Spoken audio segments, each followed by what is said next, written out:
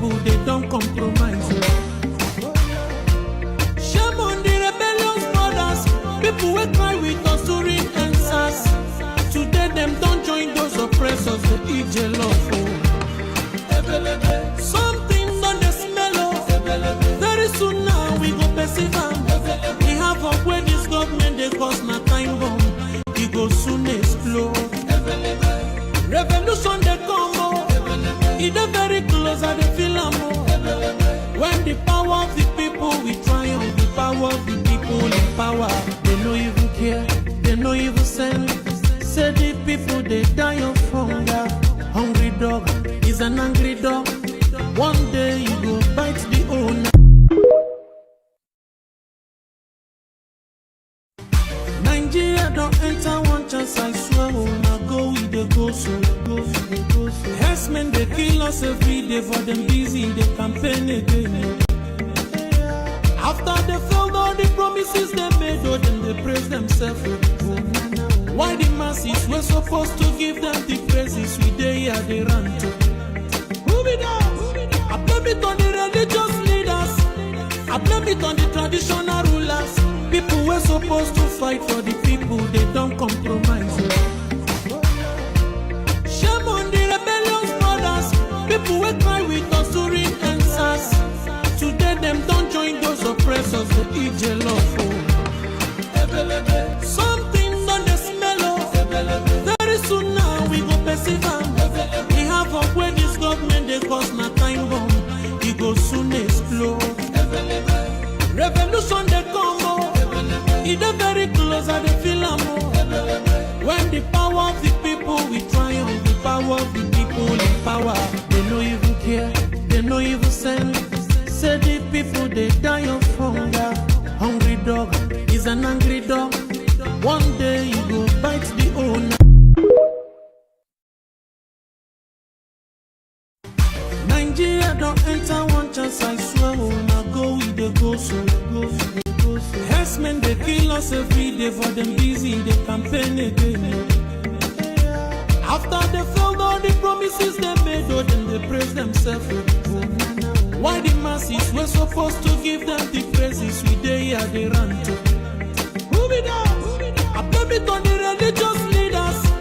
I blame it on the traditional rulers. People were supposed to fight for the people, they don't compromise. Shame on the rebellious brothers. People will cry with us during answers. Today them don't join those oppressors, they eat jollof. Something on the smell of. Very soon now we go perceive them. We have up where this government they cause my time bomb. It go soon explode. Revolution they come oh. It is very close and they feel more. When the power of the people we triumph, the power of the people in power. They no even care, they no even send. Say the people they die of hunger. Hungry dog is an angry dog.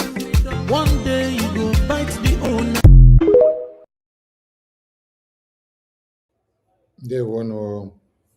Ndewo.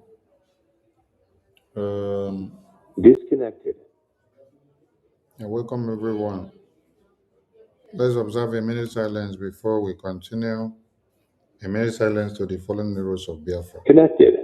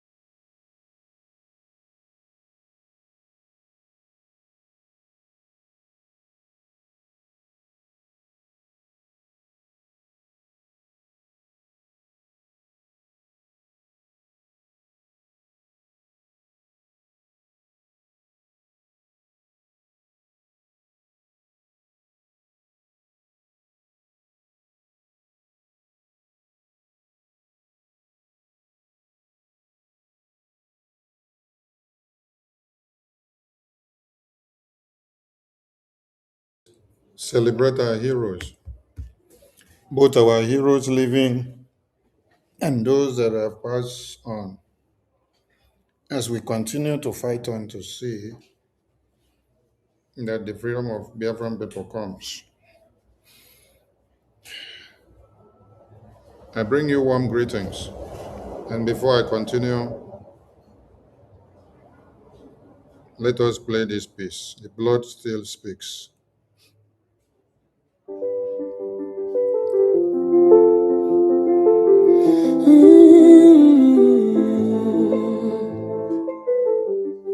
Oh, 4,998 gone in 1 year. Benue burned 85 in 1 year. Benue burned 85 in a week. The world's still clear. Benue burned 85. 6,000 run from Plateau Plains. Still clear. No soldier near. 6,000.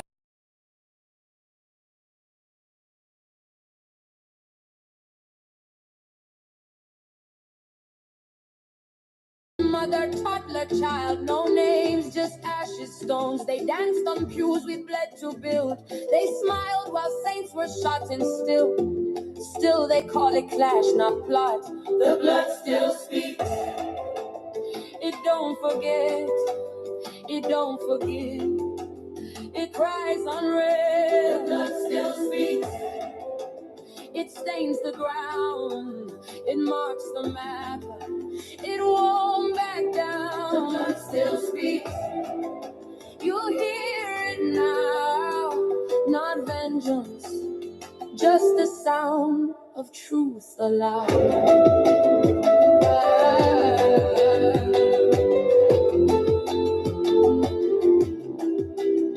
They gave jobs to those who killed us, built houses for those who burned. But our mothers sleep in sewage, our church is still unreturned. They call them reform fighters, we call them neighbors' graves. We bury the baptized, they rebrand the depraved. And every time we cry for help, they quote us stats and peace. But you can't plant hope on land where justice is deceased. The blood still speaks. In burning fields, in Boko smoke, in Gwaza's hills. The blood still speaks. In Sunday shoes, still soaked in red, inside the pews. The blood still speaks. From girl to God, from grave to sky, from ash to rock. They killed us slow, they named it war, they blamed it strife, they closed the door. But we know truth, it bleeds then burns, it waits in wells, it always returns. So build your silence tall and proud, our blood will pull it down out loud.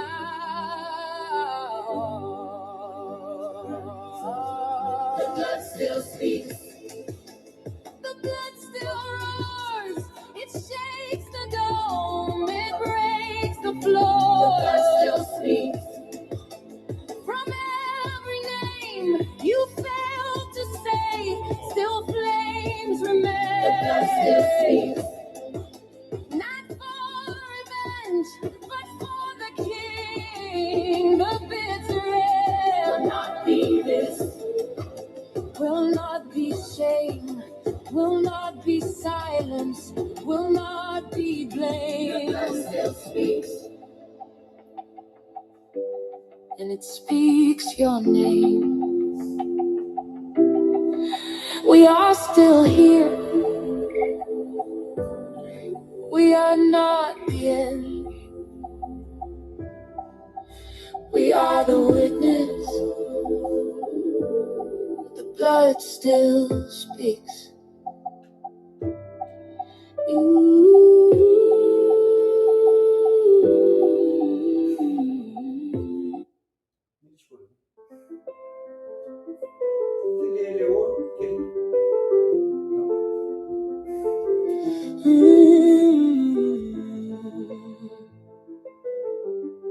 Oh, 4,998 gone in 1 year. Benue burned 85 in a week. The world's still clear. 6,000 run from Plateau Plains. No soldier near. December 25, the killers came. No Christmas cheer. 140 killed in Christmas raids. Churches crushed like brittle bones. Pregnant mother, toddler child. No names, just ashes, stones. They danced on pews we bled to build. They smiled while saints were shot and still they call it clash, not plot. The blood still speaks. It don't forget. It don't forgive. It cries unreal. The blood still speaks. It stains the ground. It marks the map. It won't back down. The blood still speaks. You'll hear it now.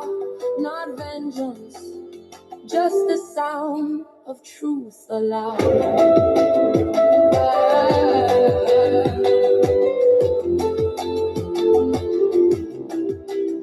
They gave jobs to those who killed us, built houses for those who burned. But our mothers sleep in sewage, our church is still unreturned. They call them reform fighters, we call them neighbors' graves. We bury the baptized, they rebrand the depraved. And every time we cry for help, they quote us stats and peace. But you can't plant hope on land where justice is deceased.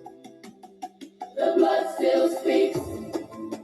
In burning fields, in Boko smoke, in Gwaza's hills, the blood still speaks. In Sunday shoes, still soaked in red, inside the pew, the blood still speaks. From girl to God, from grave to sky, from ash to rod.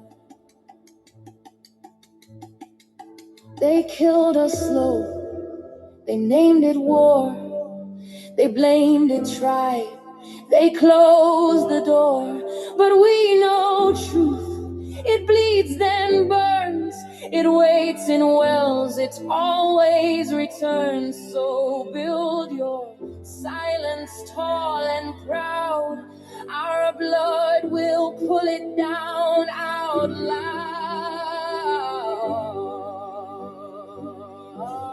The blood still speaks. The blood still roars. It shakes the dome. It breaks the floor. The blood still speaks.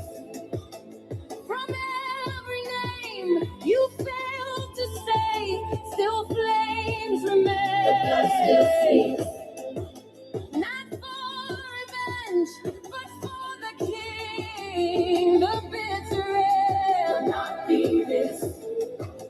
Will not be shame, will not be silence, will not be blame. The blood still speaks. And it speaks your name.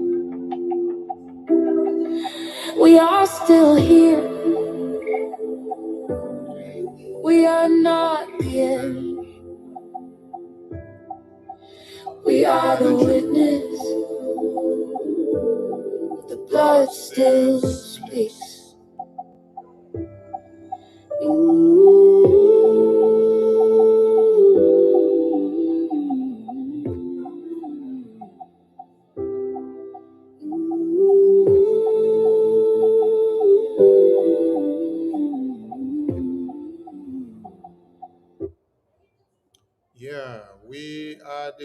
Yes.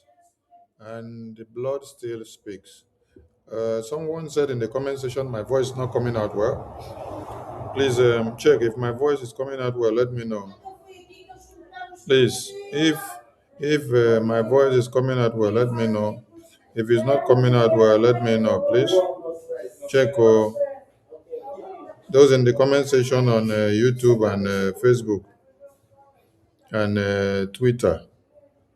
If my voice is coming out well, please let me know. Thank you to everyone for joining. Thank you, thank you, thank you. Those of you in TikTok, I want to encourage you and teach you how to be doing something. You see, I have been live on TikTok for the past 1 hour, and then I was not saying anything, but I was only playing music of liberation. I was playing music that was giving a message. Yes, in that music was embedded hope. In that music was embedded aspiration. In that music was embedded solution. In that music was embedded displeasure of what our leaders have done, displeasure of how the religious leaders, the traditional leaders, and all those that we had lived up to see do something. In that music, we saw that the music was expressing that they have disappointed the people. Even those that went alongside with them and were shouting NSAS, NSAS, NSAS, they have gone back to do what? To dine with them, to drink wine with them, and to collect their own portion of the cake. So, if you are on TikTok and you only go to TikTok to sit down and catch fun, it's opportunity for you to, even when you don't want to talk, you don't know what to do, open that TikTok, be playing a music that sends resonating message of freedom, a message of hope, a message of aspiration, a message that interprets action into action, a message that interprets written languages into action, a message that educates people, a message that is telling people something. Because I've seen some of you on TikTok, all you do is to sit down there to embark on misinformation and propaganda, blackmail and slander. Some of you will open TikTok and then you put the face of Martin Namdekano on the platform. Because you know that when you put Martin Namdekano's face, everybody will rush in there to come and hear what you want to talk. But at the end of the day, you are not talking and delivering a message that will bring the people together or show them the way or make them understand what Mazi Nnamdi Kanu is preaching and has been preaching. Neither are you even telling people about the solution on ground, the way forward.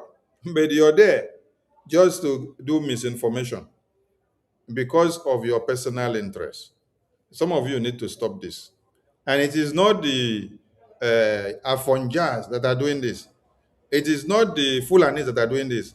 It is fellow Biafrans like me that engage in this kind of thing. It's too bad.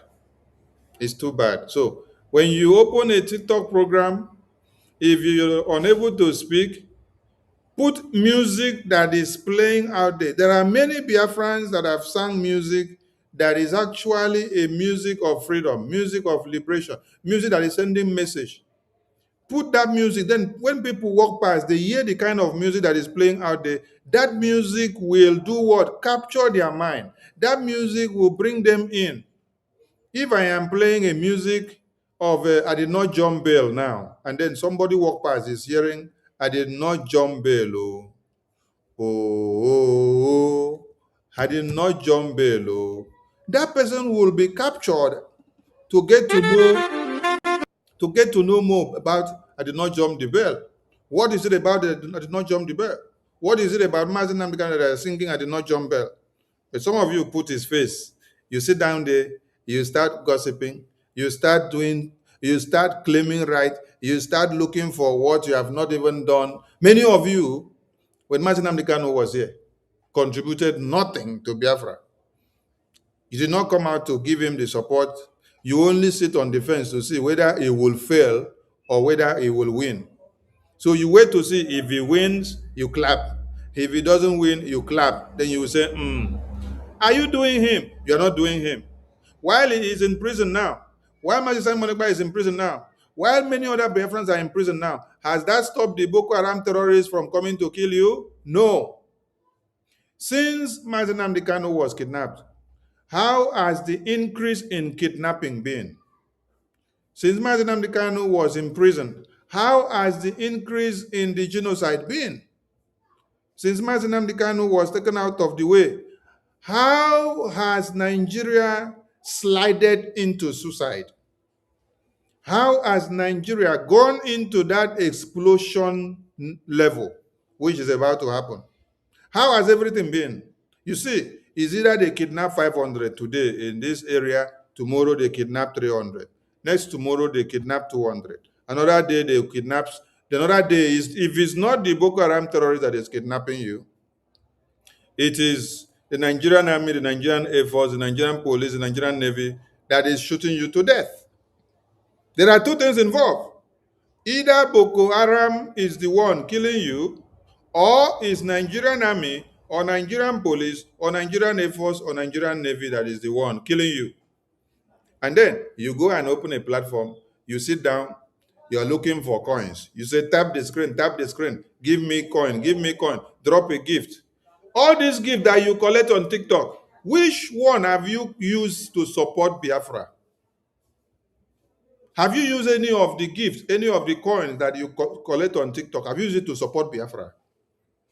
Do you think that we need too much from you? If all of you that do TikTok live and do live program on many platforms, and then you gain some coins, you gain 50 cents, you gain 20 cents, you gain 100 cents, you gain 1,000 cents, you gain some money.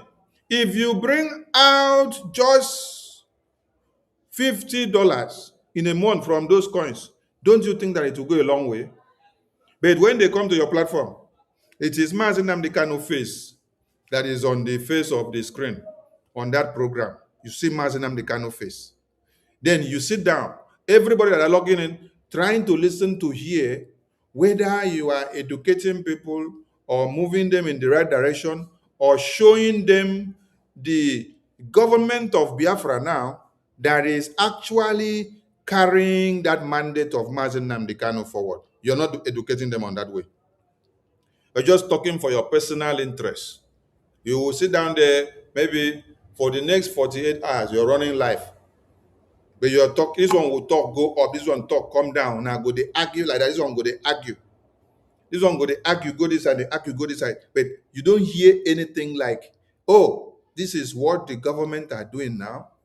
This is the government that are speaking for the Biafran people. This is how far they've gone. This is what they have achieved. We need to go and support them. No, you people are there looking for who is right and who is not right, who is wrong. Is it time for you to be looking for who is right and who is not wrong? When Boko Haram terrorists are outnumbering your village, they are surrendering your village. They are surrounding everywhere. They are preparing to strike. They are preparing to take over your communities. But you are on TikTok hanging around, doing gossiping, and doing who is your best candidate, as if you are in a political party. You are voting for who is your best candidate. In the middle of war, you are voting for who is your best candidate. If you come across this music and it's playing in a platform, what will be your reaction?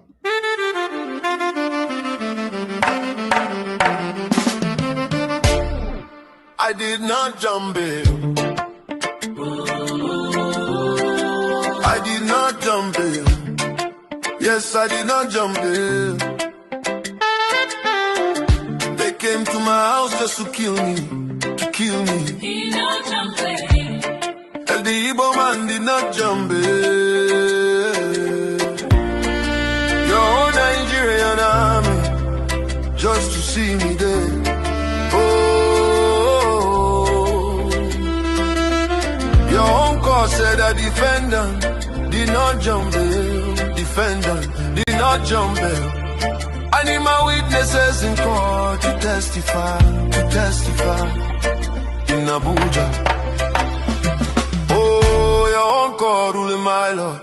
He did not jump bail. Igbo man does not run. Igbo man must not jump your bail. Your uncle man said that he did not jump bail. My lord, my lord, my lord. I don't know why my case should be contrary to the Constitution of Nigeria, Constitution of United Nations. Extradition from Kenya. Your uncle, my lord, I am dead already, yes, dead already.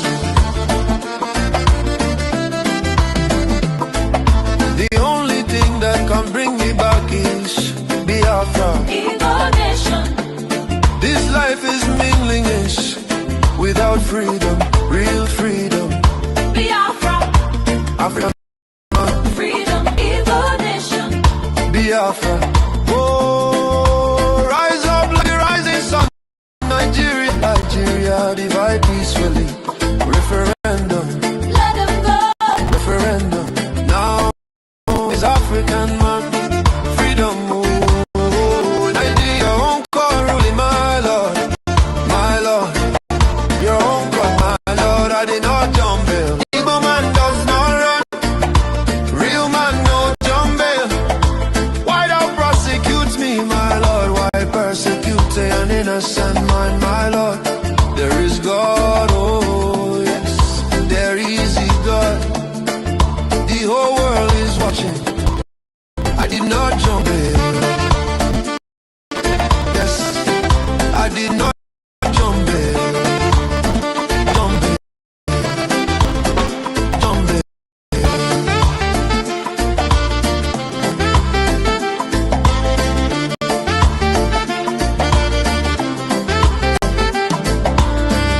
They came to my house to kill me, to kill like Lagos. Lekito get style, Lekito get style. Nigerian army came to kill me, just to see me dead. Oh, I saw it, I saw it. I saw you said. Defender, Self-defender. Did not jump bail. I did not jump bail. Stand tall. I stand firm. To defend myself, Nigeria, obey your own court order. I did not jump the bail. They came to kill, oh, extra rendition. Extra rendition. I did not jump your bail. I did not jump your bail.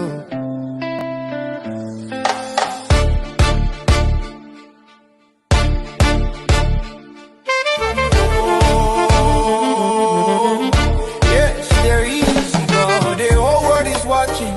I did not jump bail. Yeah, I did not jump bail. Jump bail. They came to my house to kill me, to kill like Lagos. Like it all gets time. Let it all get style. Let it all get style. Nigerian army came to kill me, just to see me there.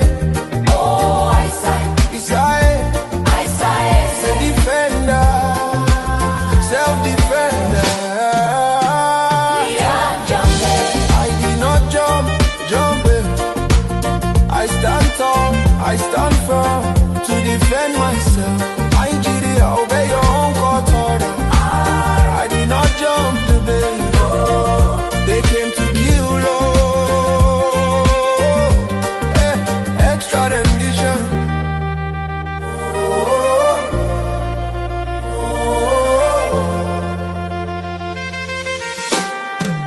Extra rendition.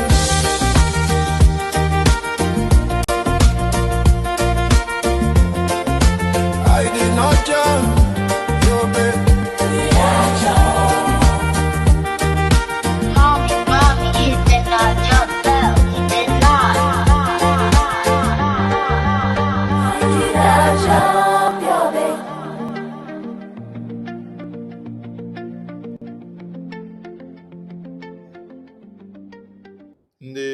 TikTok where they do live TikTok. This message where una hear now is sweet abi and a carry message. Okay. Those are the kind of music you need to play to educate people. Don't just go to TikTok and sit down doing gossiping for nothing. You need to contribute to Biafra in any way that you can. Yes, we are back again and we welcome everyone. As you join us, please share the program and let other people know that we are here and let them join. Remember the significance of the lockdown that is coming up. For those that are not aware of the lockdown in Biafra land, if you are a Biafran, know ye that we have lockdown coming up on the 15th, 16th, 17th, 18th, and 19th of this December. Is a module and a tool to be used to the eviction of Nigerian terrorist presence and their facilities in Biafra territory. So get the message straight. So, yesterday, the lawmaker that visited Nigeria spoke live on Fox News. And let's see if we can bring it to the screen. We start the program from here. Greetings to our leaders that have lived before us, and greetings to all Biafrans who are doing the needful to make sure Biafra land is not taken down by the jihadist terrorists that have ravaged the entire one Nigeria. Over 600 Christians are languishing inside IDP camps in Benue alone. In Benue alone. In Benue alone. You have not talked about Plateau. You have not talked about Borno. You have not talked about Kaduna, Kano, Niger State. You have not talked about Samfara. You have not talked about Adamawa. Aha. So the list, they're endless. But we are glad that we have leaders that laid the good foundation for us to understand the dangers ahead. Though we have many people that are efulefus that do not care about what is happening. Efulefus that when babies, women, and children are slaughtered, they are thinking of how much they are going to make in business. They are thinking of where and how to go and invest money and what they are going to make. Hola. So that is the problem that we have with these efulefus.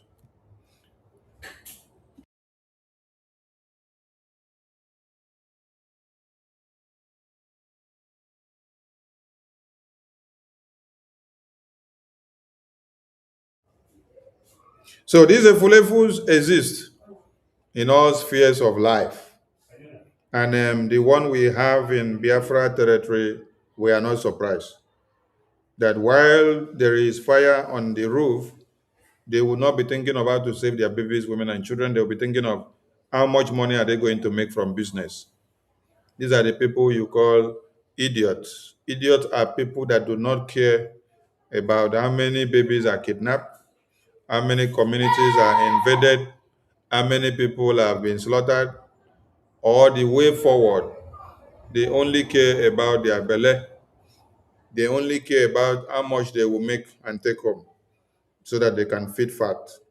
They believe and they presume that exploiting the situation at hand will make them to be richer than before. They believe that exploiting the situation at hand will make them the King Kong of the day. So they will look down on the reality of things and they will rather focus more on what they can get from the depleting situation that has engulfed the entire people. These are the people you describe as idiots. And you have them in Biafra land today. You have them in our politicians, you have them in our pastors and bishops, you have them in our traditional rulers, you have them in our communities, you have them in our market squares, you have them in every ramifications to talk of. These people are the people that have misled many of you.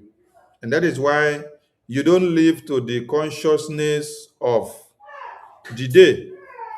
You live in I don't care, and I don't think it is happening. I don't believe it is really happening. That is the kind of situation some of you live in because you have been misinformed, you have been miseducated, you have listened to idiots who only care about their belly. So they tell you Nigeria will be better. They tell you Nigeria will get better. But we have lived to see that our fathers that lived before us were saying the same thing, that Nigeria will get better. And then they died inside Nigeria. Why Nigeria did not get better? Yet they are dead and gone. Nigeria has not gotten better. So what miracle is going to happen now that Nigeria will now get better overnight in my own time? You have to do something different. Something that our fathers have not done before. For the past years, you have to try something different, a different formula which our fathers have not used before, to be able to experiment something and see. That is what we have done in our own time. You see, the cry of one Nigeria is coming from the equation and the formula that the Biafran people have used on them. They say we are social media and noisemakers on the campaign for Biafra independence. But as we did with microphone, they talk. Now, so we they cause many problems for one Nigeria. Without you as a Biafran making the entire world to come to the notion of the reality of the Christian genocide, nobody will believe it. Nobody will take it serious. American lawmakers will not have the guts to go to Nigeria to go and visit and see it. Because the Nigerian government have downplayed this reportage since 2002 to this very day. And it has been like that. Nobody has been able to change the narrative because they control the narrative, they control their media, they control anything that is going out there. But you now, as a Biafran, you have outsmarted them by making sure you prove them wrong by using a different equation to outsmart them. While they were using the formula of blocking, blocking, blocking the reportage from going out.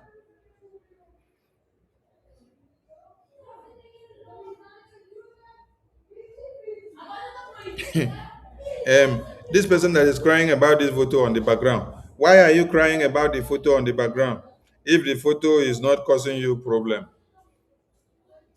You see, it is only something will pain you, now go make you cry. So continue to cry about the photo on the background because it's paining you. So we've come again. Let us play this video so that those of you that did not hear from the mouth of the lawmakers that visited Nigeria, you can hear them speak directly. But there is one thing you need to understand. Do not expect the lawmakers of Nigeria to come and carry your fight and fight. Do not expect the lawmakers of Nigeria or the American citizens to come and carry your fight and fight. Your fight is your fight. Your fight is in your own hands. You have to create a problem where there is none so that people will see that there is hidden problem. You have to make noise. You have to show the reality of the situation so that people will know that you are in problem, and then they will now come and sit down on the table. If these Boko Haram terrorists have not slaughtered many Biafrans, have not slaughtered many Christians since 2002 to this very day. I want to ask all of you, will international community come to the realization that there is a plan of a conquest agenda in Nigeria? Will they also come to admit that there is a genocide? No. So those people that have been causing their problem, they have a mandate and they have a target. That is why they created the problem, so that it will bring your consciousness to the reality of what they want and what they are doing. That is what you, that is fighting for your freedom from these same terrorists, you have to do. You have to stand up and then create a narrative and a scene that will also spark public discourse about your own case. So do not expect that America will come and leave their citizens to come and start fighting for you. If that is what you're hoping on, that means all of you will die before America comes. I'm telling you the truth. All of you will die before America comes. When you look at the number that is going around on the media, 600,000 Christians are in IDP camps. About 150,000 Christians have already been massacred since 2002 down to this very day. Did you see American lawmakers in Nigeria since then? Did you see American Department of War coming down to Nigeria since then? Don't they have their own problems? They have their own problems. Is it supposed to be your own life and security first to American government? No, it should be the life and security of American citizens first to American citizens, because those are the people paying tax to them. Those are the people that voted them into power to work. Those are the people that endorsed their becoming of the reps and senators, the president, and all the ministers in office. But you did not vote for them to be there. You don't pay tax to them. You're not working in their country to contribute anything to them. So they are doing you a favor. And the favor they are doing you is not the one that they should scrape their entire head and carry obolo to come and serve you. No. You should sacrifice. Show what you are sacrificing so that the American government can now be repulsive in coming to help you in tandem with what they have seen that you have done. May I ask some of you, what have you done to save your life? How have you contributed to your freedom? How do you support your liberation movement? How do you support your government in exile? What have you done and how do you contribute? For the hopeless Christians who have no liberation force or defense that have been working so hard to defend them, those ones don't even know their left from the right. The people of Middle Belt, the people in Borno, the people in Zamfara, the people in Kwara, all the people where Boko Haram has taken over their lands, killed many of them, displaced them, and then they now become IDP camps occupants. They have no hope. There is nobody to fight for them. They have no ESN to fight for them, like we unveiled ESN in 2020. They have no Biafra Liberation Army to fight for them.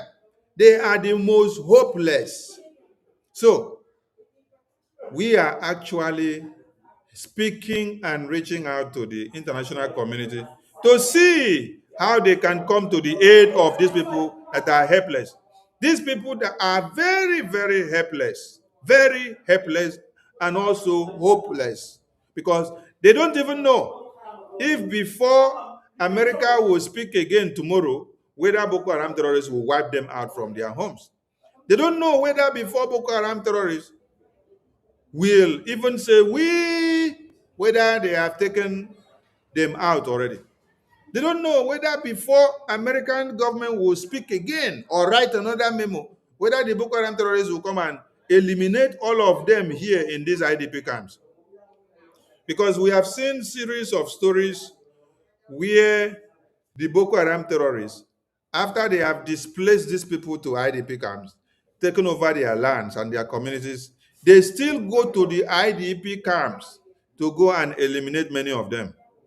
How do you juxtapose that situation? So, you see, it is a difficult situation. It is a very difficult situation. So when I say that these people are very hopeless, yes, you need to understand.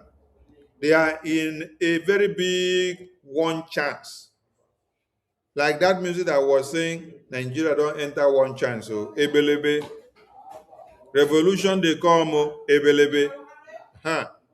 Very soon, it go start now, ebelebe. Huh. Nigeria don't enter one chance. So, ebelebe. The people wey follow us go do NSAS protest. Now, they don't leave us, go they dine with the politician. Ebelebe. I blame the religious leaders and the politicians and the leaders. Ebelebe, the revolution is coming. Oh, ebelebe. It is happening.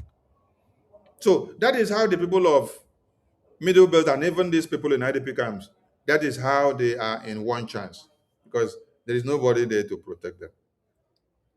And we are calling on all Biafrans to come and support their freedom, not minding how much that you are able to afford. Bring that little that you have. It can save a soul and it will push us forward. I came across videos where the lawmakers of Nigeria are complaining that Tinubu is withdrawing their private police and their army bodyguard from them. So you have over 600,000 Christians that are in IDP camps. There is no police, there is no Air Force, there is no Navy, there is no army that is watching after them. There is no security man that is there with AK-47 or RPG or machine gun to watch over them. There is no personnel, but all these personnel are deployed to politicians. Politicians who are making money on top of the death of these babies, women, and children.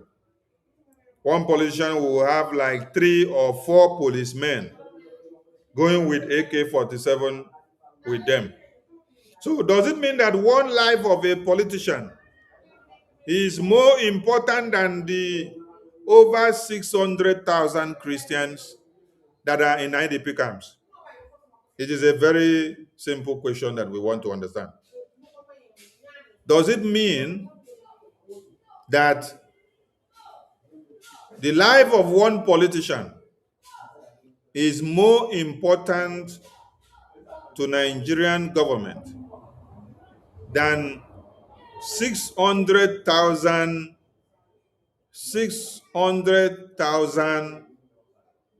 indigenous babies, women, and children that are in IDP camps? Which one is more important? Or which one should we give preference to? Which one should be more prevalent in our discussion? Which one should be more prevalent in the media for discourse? Which one should be on the newspaper? You see, this is why Boko Haram terrorists would rape, maim, kill, invade communities and do whatever they want to do. And they get away with it because the government of Nigeria don't place importance on the lives of the masses. As far as they are able to make money for themselves and eat and enjoy, what happens to the masses does not really matter. So let us play this interview of Fox News to know what is going on. And there is a person on this mission, Republican Congressman Riley Moore, who just led a congressional delegation not over Zoom, but by armored vehicle. You went into this country at a time when they are taking Christians, and you went to these camps of internally displaced people. First of all, welcome to The Focus. Tell me what the people told you. Well, Harris, it was really shocking. The stories that we heard, the imagery, it was, I've never witnessed anything like that personally in my life. I met one woman, and I see you're showing some of the pictures, who had lost her entire family. 5 of her children were murdered right in front of her, and she was pregnant at the time and was able to escape. She had that child at an internally displaced camp, and I mean, you could just see that her soul had literally left her body. And there are countless stories like this. Another woman was attacked. Her family was attacked. She lost her husband, her 2 daughters, and they murdered her unborn child. These Islamic terrorists murdered her unborn child and took it right out of her. You know, I don't know. It's beyond words. I don't know if my team has it, but we do have a picture of one of those women with her baby in her lap, and you're standing with her. So I'll ask my team to kind of shuttle through these pictures so that we can show even more. Look, Congressman Moore, the president right now is waiting to hear from you. You are preparing a report.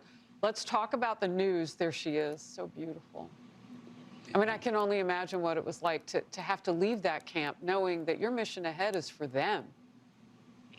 No, absolutely, Harris. And this mission was part of our report. This was a fact-finding mission. There were 5 members of Congress in total that went there. We went to Benue State, which is one of the most dangerous states in the country of Nigeria. This is where all the Christians, a majority of them, are being murdered for their faith in our Lord and Savior Jesus Christ. But I felt that we had to go there, so we went in armored vehicles with security and went there and visited with these people, visited with these Christians, Christian associations, Bishop Anagbe, the Catholic Church, Protestant leaders as well, and got ground truth that we're going to go report back to the president, and we're going to make recommendations in the report that he has asked us to do. He's asked myself and Chairman Tom Cole to give him a report and report back to him, and we're going to do that by the end of this month. Are people afraid there? I mean, how many people are in these protection camps? Well, in protection camps, probably really not the right word, Harris. They're in IDP camps, but the Fulani, these Islamic radicals, are attacking the IDP camps. They're attacking them in the camps. And for those who say this is about climate change and land and things like that and economically driven, why would you burn down a church? Why would you attack an IDP camp? Screaming Allah Akbar.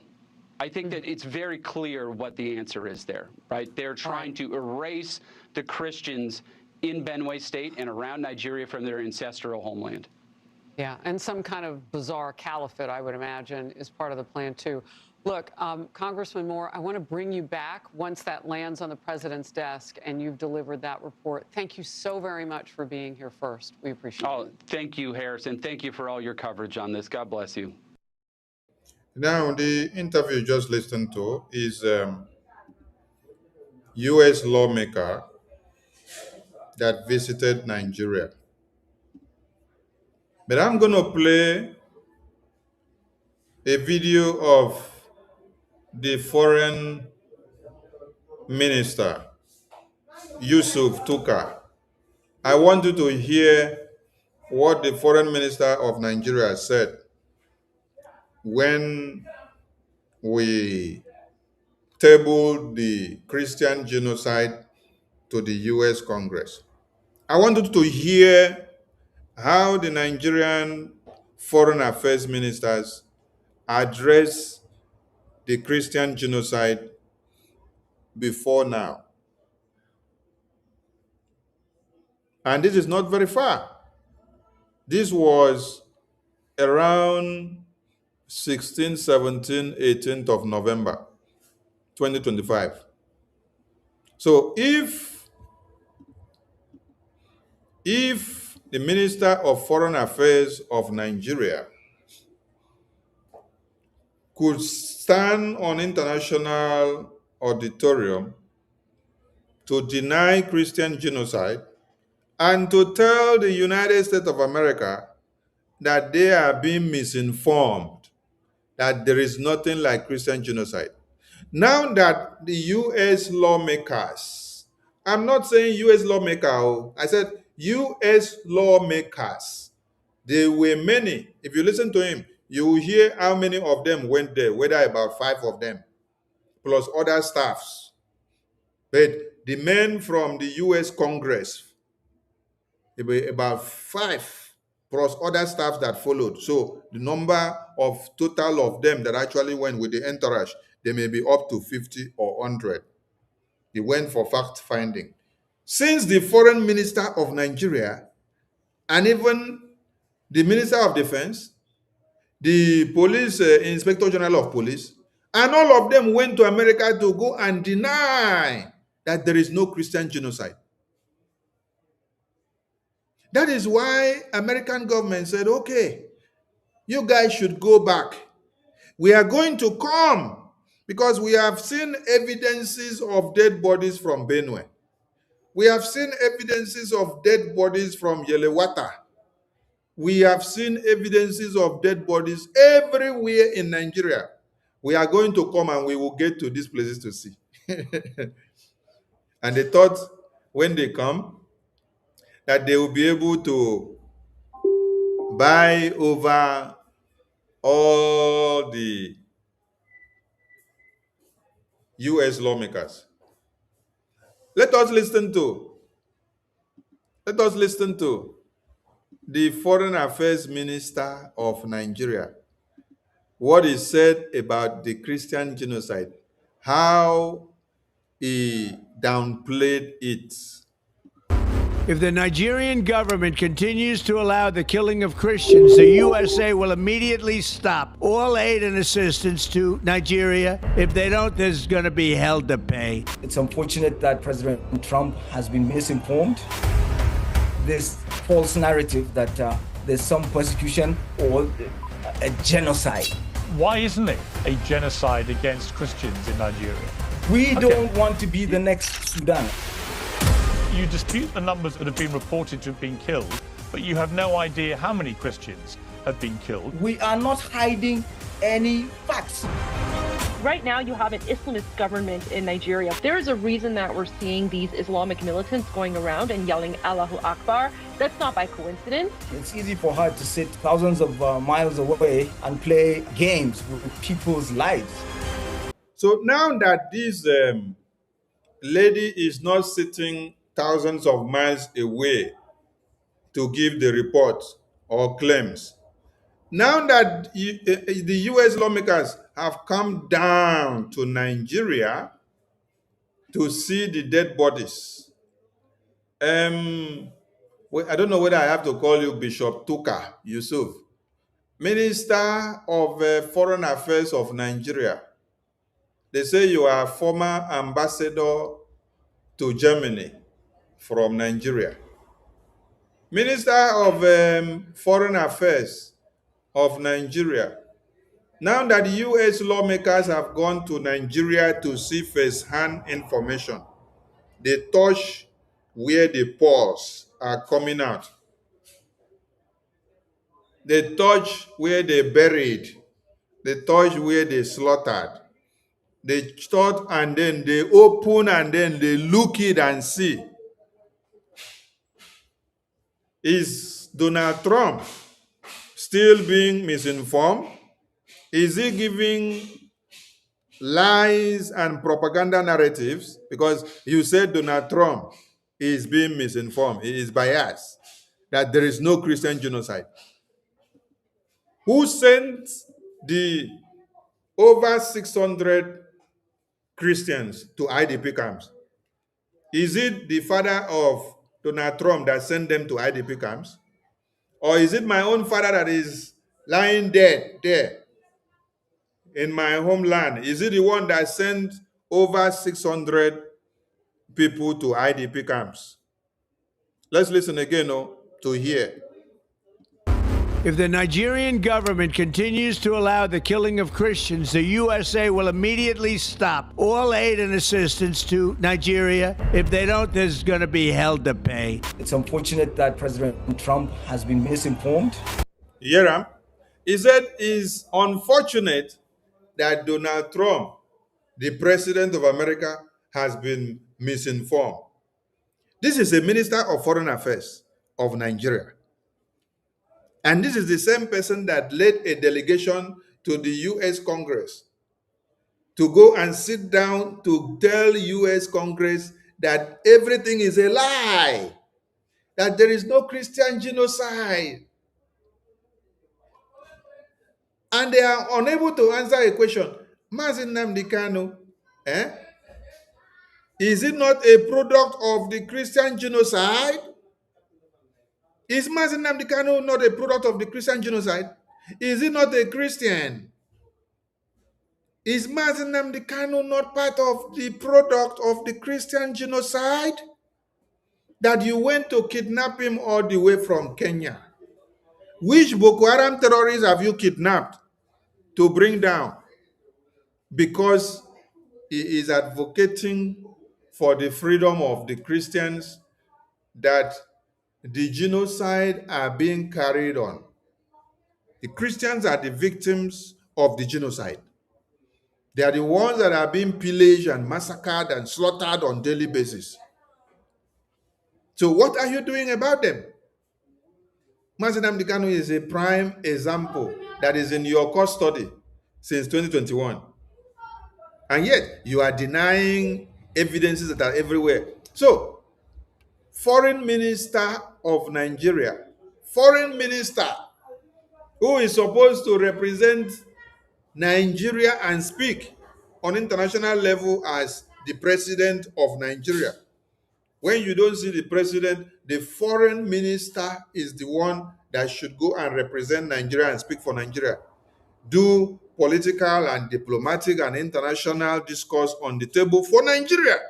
He is the one that is telling Donald Trump that he is being misinformed, that there is no Christian genocide. Hey! And then Donald Trump said, okay, I hear you for saying I am being misinformed. Donald Trump said, I want to see how I am being misinformed. I want to see my misinformation going viral. I am going to send the U.S. Congress lawmakers. Let them come to Nigeria and do first-hand check. Let me confirm and see that I am actually doing misinformation. Now that he has gone to go and check. So what will you people call it again? The misinformation still there on? I'm asking you whether the misinformation still there on. Is the misinformation still on? Is the misinformation still on?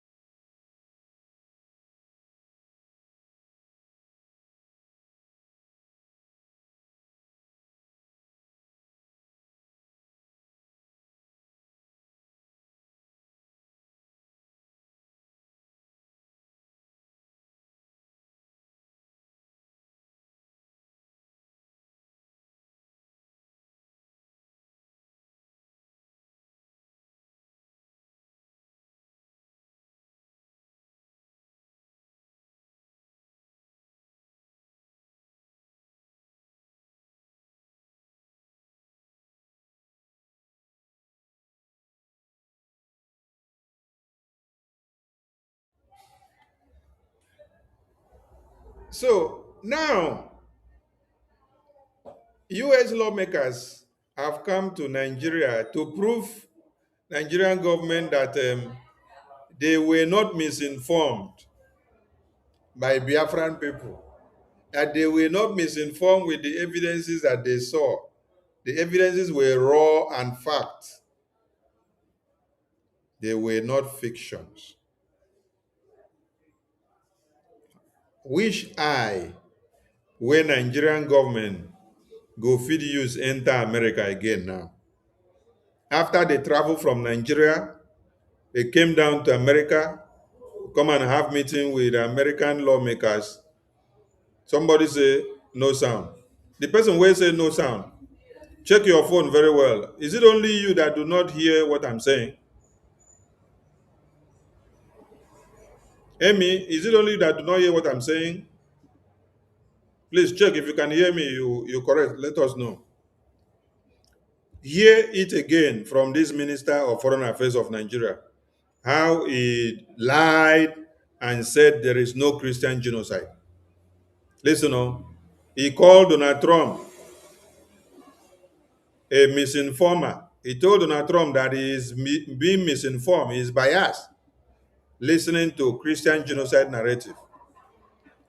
If the Nigerian government continues to allow the killing of Christians, the USA will immediately stop all aid and assistance to Nigeria. If they don't, there's going to be hell to pay. It's unfortunate that President Trump has been misinformed.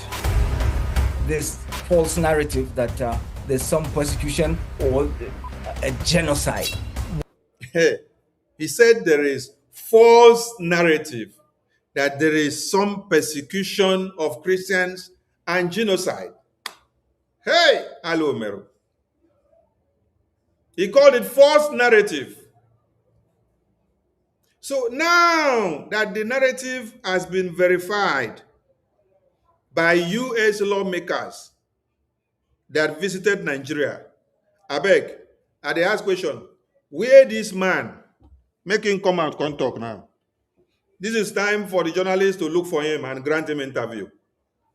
They should look for him and grant him interview. Because he is not just a lowlife. He is the Foreign Minister of Affairs of Nigeria. Foreign Minister of Affairs of Nigeria. I want all of you to look at his profile. This is Tuka. Can you people see his profile? This is Tuka. That is his name. It is written here on the Twitter account. He said, Honorable Yusuf Maitama Tuka, Honorable Minister, Ministry of Foreign Affairs of Nigeria. Somebody that should speak for the integrity and the growth and the posterity of Nigeria. But he goes out there to lie and to deceive America and to deceive the international community that there is no Christian genocide. If a minister of foreign affairs of Nigeria is going with this kind of lie, how can this kind of minister defend Nigeria integrity? How can this kind of minister get any political, diplomatic, and international endorsement for the growth of Nigeria? How can? If the Minister of Foreign Affairs of Nigeria, who is supposed to be the mouthpiece of Nigeria to the growth of Nigeria, to the growth of Nigerians, to the life of Nigerians, to the protection of Nigerians, to the protection of Christians in Nigeria, if he is coming out to deny to Donald Trump, the president of America, the leader of the world, do you know that America is the leader of the world? Yes, because everybody sat down in the United Nations Security Council and the General Assembly. They were voting and shouting, recognize Hamas, recognize Palestine. And they even voted for one world, one currency, one nation, one belief, and one health, one this, one card, one identity, one passport. All the member states of the United Nations Security Council voted, about 14 countries. But Donald Trump, America alone, stood alone to vote no and say no, and it did not happen. America is the only country that is stopping all the wars that is happening in the world. America is the only country that is bringing an end to every evil that is starting from wherever it is starting.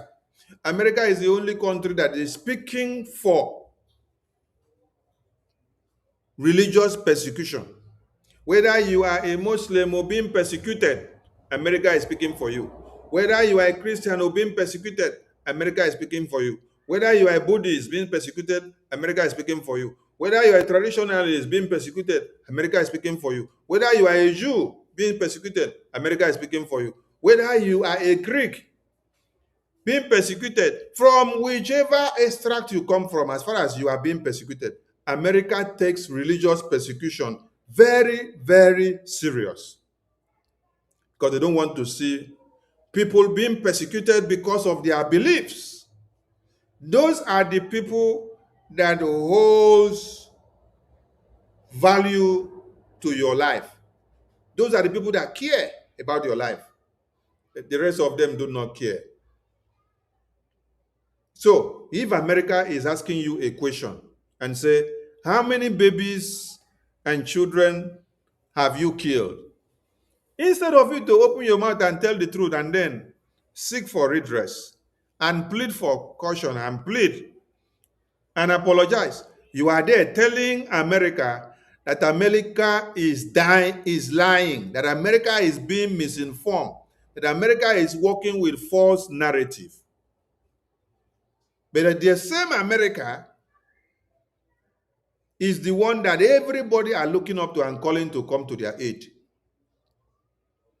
And it's the same America now that you will run to. You say you want to buy weapons from America to come and destroy terrorists.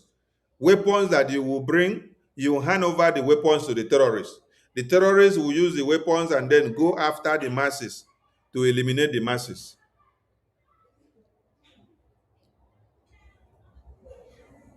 Now, American government acted as if they are foolish and then listen to you when you say that they have been misinformed, that they are not getting the truth.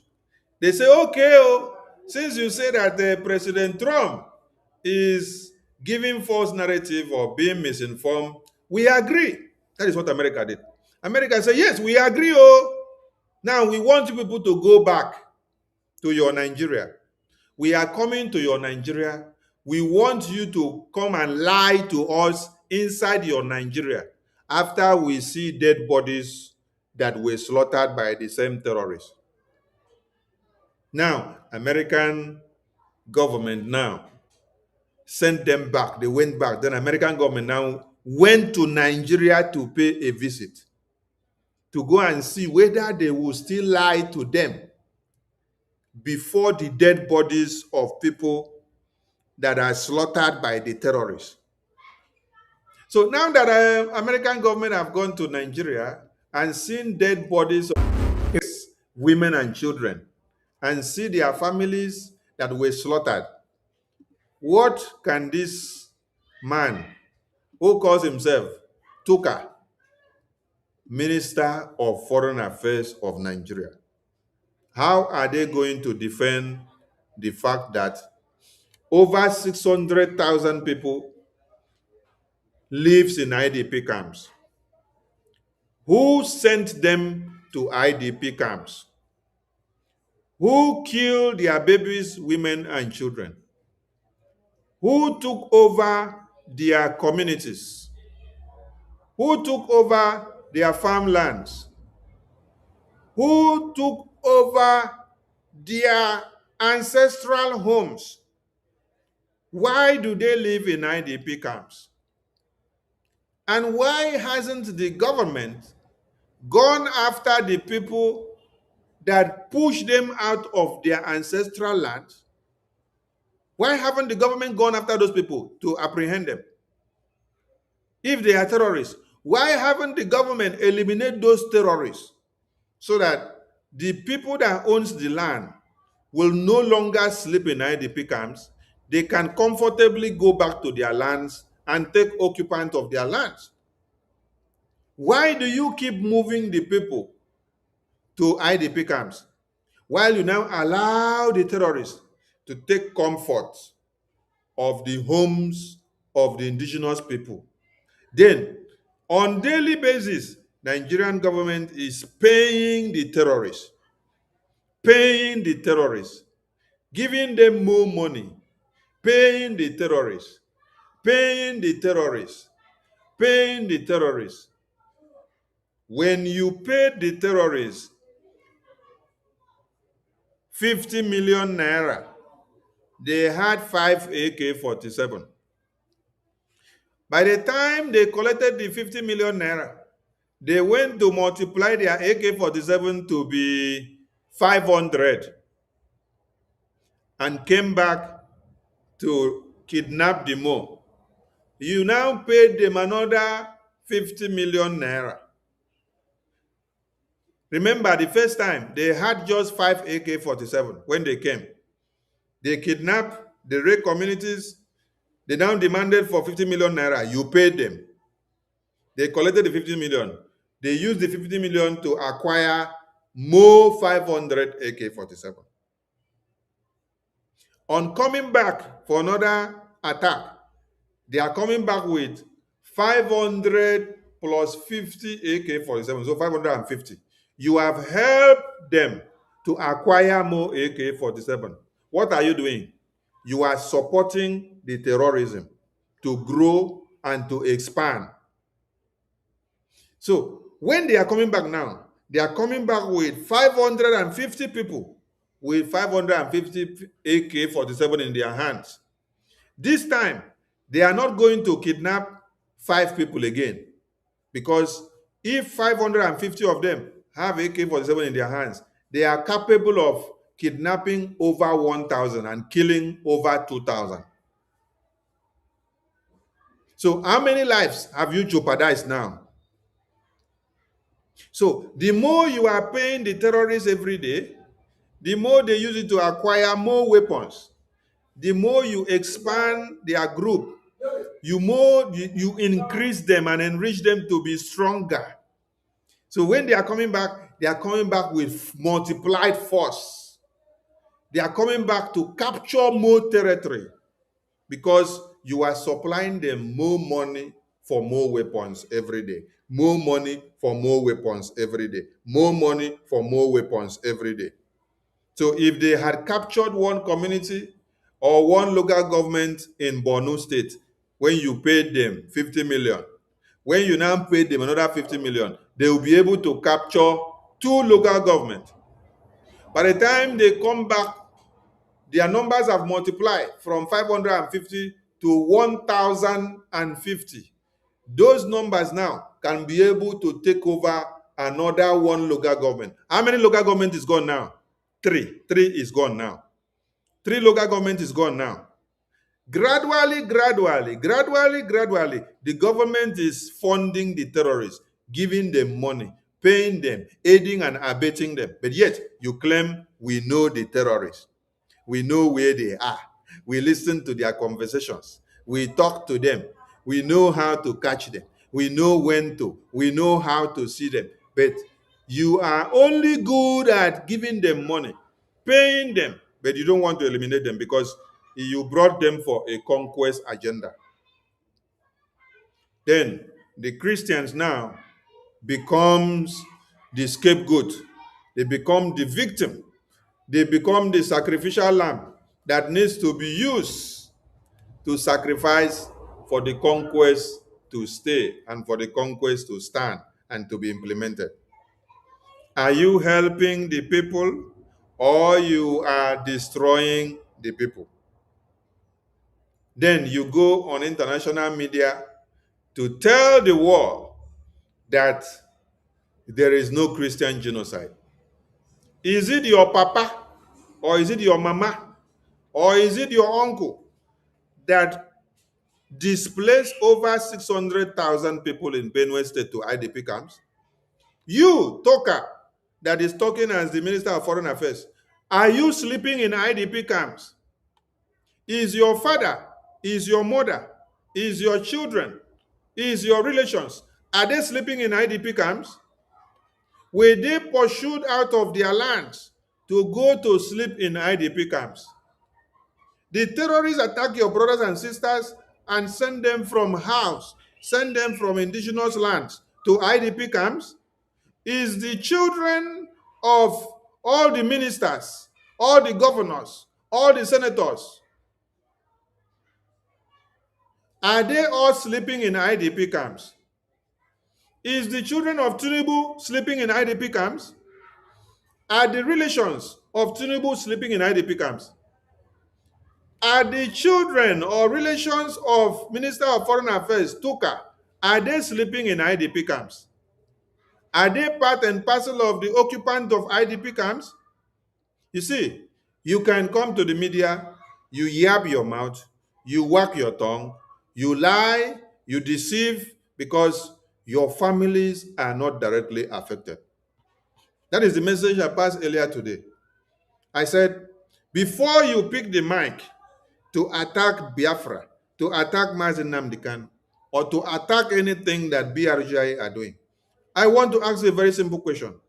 Is your wife, is your husband, is your girlfriend, is your boyfriend, is your sugar mommy or your sugar daddy, or is your friend in any way, or relation or schoolmate, or peer group, or your colleague at work, or your friends that you meet just once in a while, or it's your drink mate, or somebody that you meet along the road, somebody that you just know, okay, someone that is directly to you, or your children or your babies, are they in IDP camps? Or have they been slaughtered by Boko Haram terrorists before? Have they been slaughtered by Fulani terrorists before? Have they been a victim of one Nigeria before? Has one Nigeria happened to them? Because when one Nigeria has happened to you, you will now understand the anger and the rage that is in us. You will now understand the anger and the rage and the reason why Mazen Nnamdi Kanu is standing his ground and say, give me Biafra or nothing. Give me Biafra or you kill me. Give me Biafra or nothing. That is why you see us here every day. Listen to the Minister of Foreign Affairs of Nigeria. Listen how he is defending the false narrative that there is no Christian genocide. If the Nigerian government continues to allow the killing of Christians, the USA will immediately stop all aid and assistance to Nigeria. If they don't, there's going to be hell to pay. It's unfortunate that President Trump has been misinformed. This false narrative that there's some persecution or a genocide. Why isn't it a genocide against Christians in Nigeria? We don't want to be the next Sudan. You dispute the numbers that have been reported to have been killed, but you have no idea how many Christians have been killed. We are not hiding any facts. Right now, you have an Islamist government in Nigeria. There is a reason that we're seeing these Islamic militants going around and yelling Allahu Akbar. That's not by coincidence. It's easy for her to sit thousands of miles away and play games with people's lives. I perform several burials because the Islamic are controlling the government. Let me tell you, there's a genocide in Nigeria. Did you listen to that thing that I just played? They downplayed the reportage and said that this lady is seated in a remote area and giving false narrative and playing with human lives. Between this lady that is here, this journalist, that is telling you that there is Christian genocide and that you are lying as the Minister of Foreign Affairs, and you that is actually lying, who is actually playing with the lives of the indigenous people in Nigeria? Who is actually playing with the lives of the Christians in Nigeria? Who is actually playing with the lives of the indigenous people in Nigeria? My question to Tuka now is, Tuka now, American government, American lawmakers, they have come to Nigeria. They have visited Nigeria. They have seen the first-hand evidences. They have seen babies. They have seen women. They have seen children. They have touched the pus. They have touched the blood. They have touched their skeleton. They have seen the mark. They have seen their graves. They have seen the communities where the genocide happened. They have seen the family members. And they have given a statement and confirmed that even as they speak, as they are there in Benue, that over 600,000 people are in IDP camp because of the Christian genocide. And the minister said, I don't know if I can be able to forget this experience. That is what the U.S. lawmaker said. He said, I don't know if I will be able to forget this experience in my lifetime, because he never believed that something like this is actually happening. Let me read what he said here for those of you that did not see it well. He said, I just returned from congressional delegation to Nigeria with the House of Appropriation Committee. He said, while there, we visited Benue State. We met with Bishops Anabe and Dugu and Tor Tif. We met with suffering IDP camps who are all Christians. They are forced to live in IDP camps that are regularly attacked by Fulani Islamic jihadist terrorists. Did you hear that? They are forced, the Christians are forced to live in these IDP camps. And these IDP camps are regularly attacked by the same terrorists. That is why I said that the people in IDP camps are hopeless. They are vulnerable. They don't have any hope. They don't know if the terrorists will come this night to cut all their throat off before these U.S. lawmakers return back to America.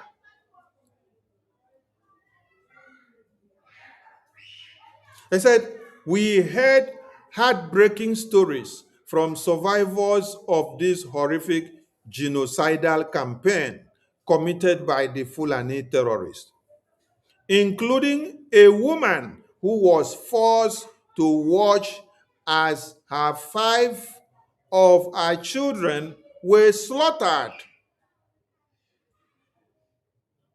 And he said, I have never seen anything like this.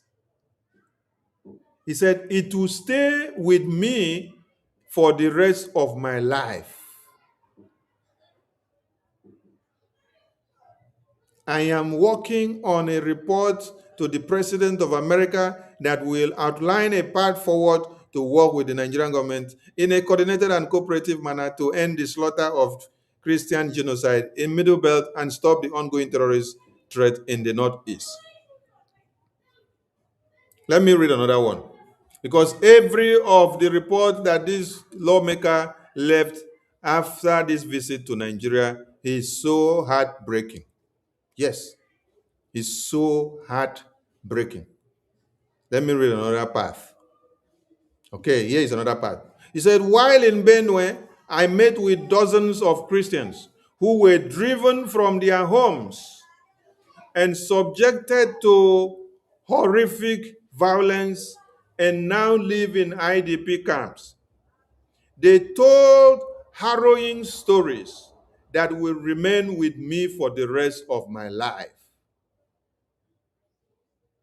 One woman was forced to watch as they killed her husband and 5 children. She and her unborn child barely escaped.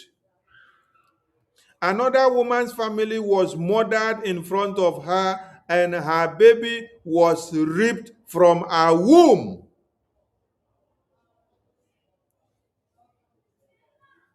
One man's family was hacked to death in front of his eyes, and his arm was permanently mangled.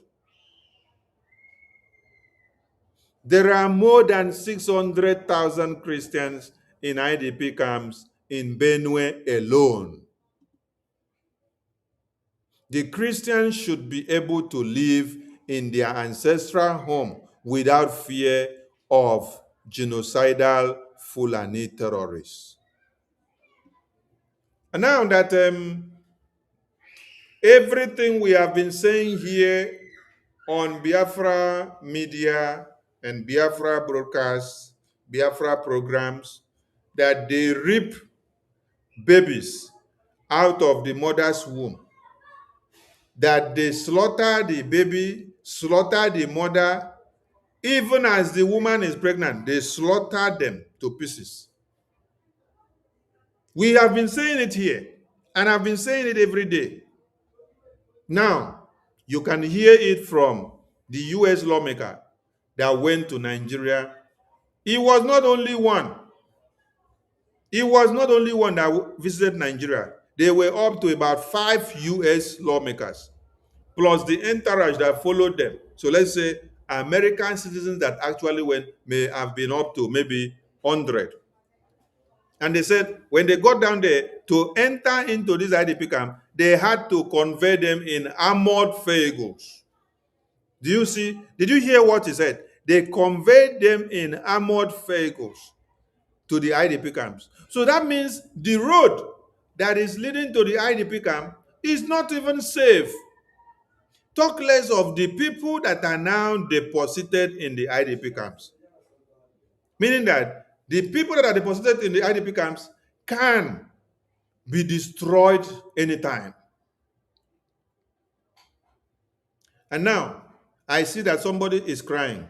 And this person that is crying in the comment section say his name is Okoro. Okoro say, greetings, this sit at home is wickedness. Yes, thank you for even showing your idiosyncrasy. Let me bring the sit at home flyer to the screen again. For being so stupid. Yes, the sit at home has come to stay, and I love it that you are crying, and I want you to continue to cry the more. Yes. If the sit at home is not working, if it is not painful to you, you will not be crying. So I want you to cry blood. Continue to cry blood, Okoro. Okoro, cry blood for the sit at home. Babies, pregnant women are being slaughtered, and their babies are removed from their womb. That does not mean anything to you. It is the sit at home, the lockdown of Biafra land, which is to awaken your subconsciousness, to awaken you so that you come back to your senses, to the reality, so that you know that you are in a phase of war, so that you know that the terrorists are here to eliminate your women and children. You are now talking about business. We are doing business. You are doing business. You're crippling your business. Mad person everywhere. Your own is always business. You only concern about business while babies, women and children are being ripped from their mother's womb. This woman that the baby was ripped from her womb and then she was cut to pieces. Is she not a trader? Has she not been doing business? Has she not been going to the market? Has she not been doing buying and selling? But Boko Haram terrorists caught her on the way while she was going to the market and cut her to pieces. Was she able to do the business again? This Yochi, you're very stupid, honestly. Take your stupidity to where you were born, because the person that fathered you and gave birth to you will be disappointed that while you are at war, you are talking about business. That is what I said before, that we have efulefus, we have idiots in our circle who don't care about how many babies are slaughtered on a daily basis, how many homes are being taken over, how many people are displaced and sent to IDP camps. But the only thing that they are concerned is about how much money they can make in business in this time of death toll, in this time of genocide. That is what they are thinking. They are thinking of how much business they can make now so that they can enrich themselves. But they don't think of the security and lives and properties of the people that are actually going to go to the market. No, you don't think of that one. You don't think of your security. You're thinking of how much you make. Does a dead man go to the market to do business? This woman here that were killed with the family members, they are dead now. Do they remember them today again? Can they go to the market now? Can they go and do business now?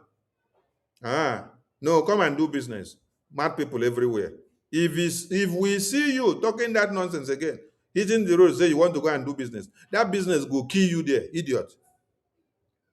God punish you with that your business there. You're seeing dead bodies of women, babies, and men on the floor, and you're talking about business. Since you have been doing business, since the day you were born, since the day Nigeria came to be, you were doing business. What have you achieved in life with the business? How many companies have you built? How many people have you affected their lives with the business that you have been building? No matter how you will try to help anybody or to affect the life of people in Nigeria with the business or the money you have, Nigeria will still make it useless, because Nigeria has created a system that do what? That destroys your dream and aspiration. Anything you put on the table. When I look at some of you on TikTok, some of you are so talented that when you are speaking and what you're doing is so good. But because you are in a contraption called Nigeria, your dreams, your aspirations, and your projection in life are all in doom and in ruin, because you are making effort every day. You are making effort every day to see how you can grow and become something. But the country created a system that will put you in perpetual bondage, stagnant move.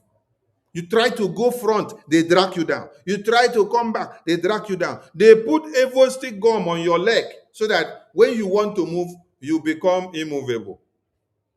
And then you are there talking about buying and selling. Does the dead do buying and selling? Does the dead born do buying and selling?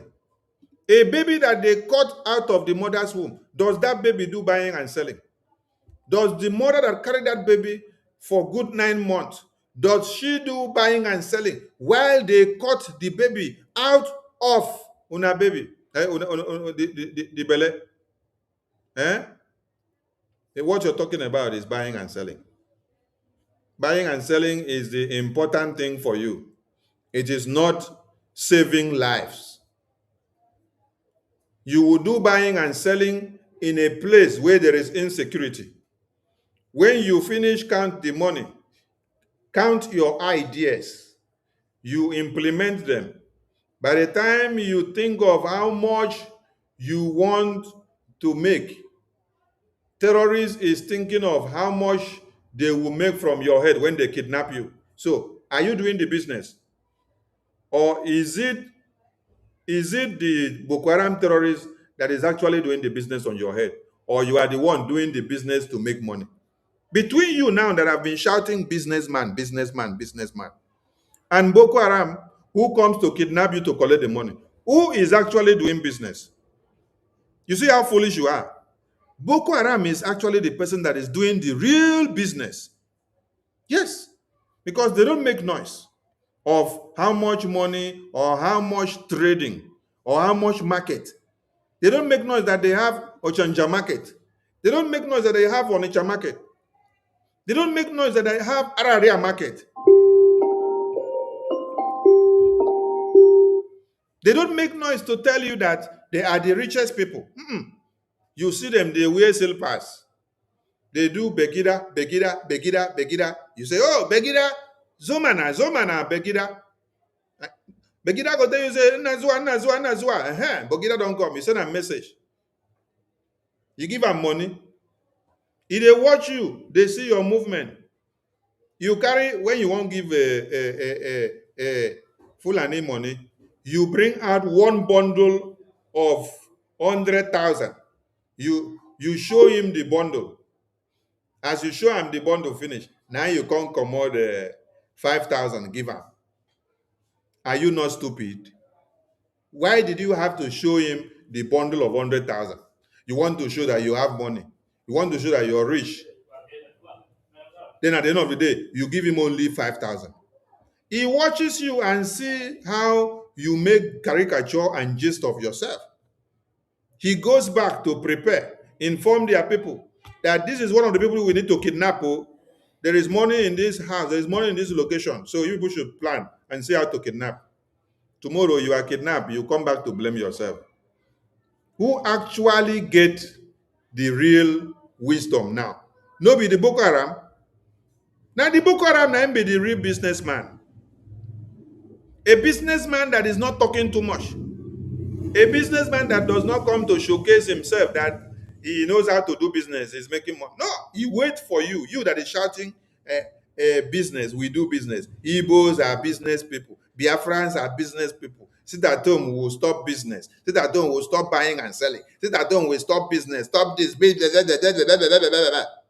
Boko Haram, sit down, they wait for you, make you preach finish.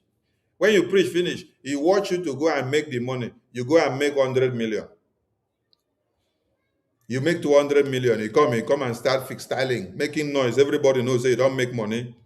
Then Boko Haram now, they stay for inside bush. While you are staying in the house, you're enjoying air condition. Oh, but Boko Haram is not enjoying air condition.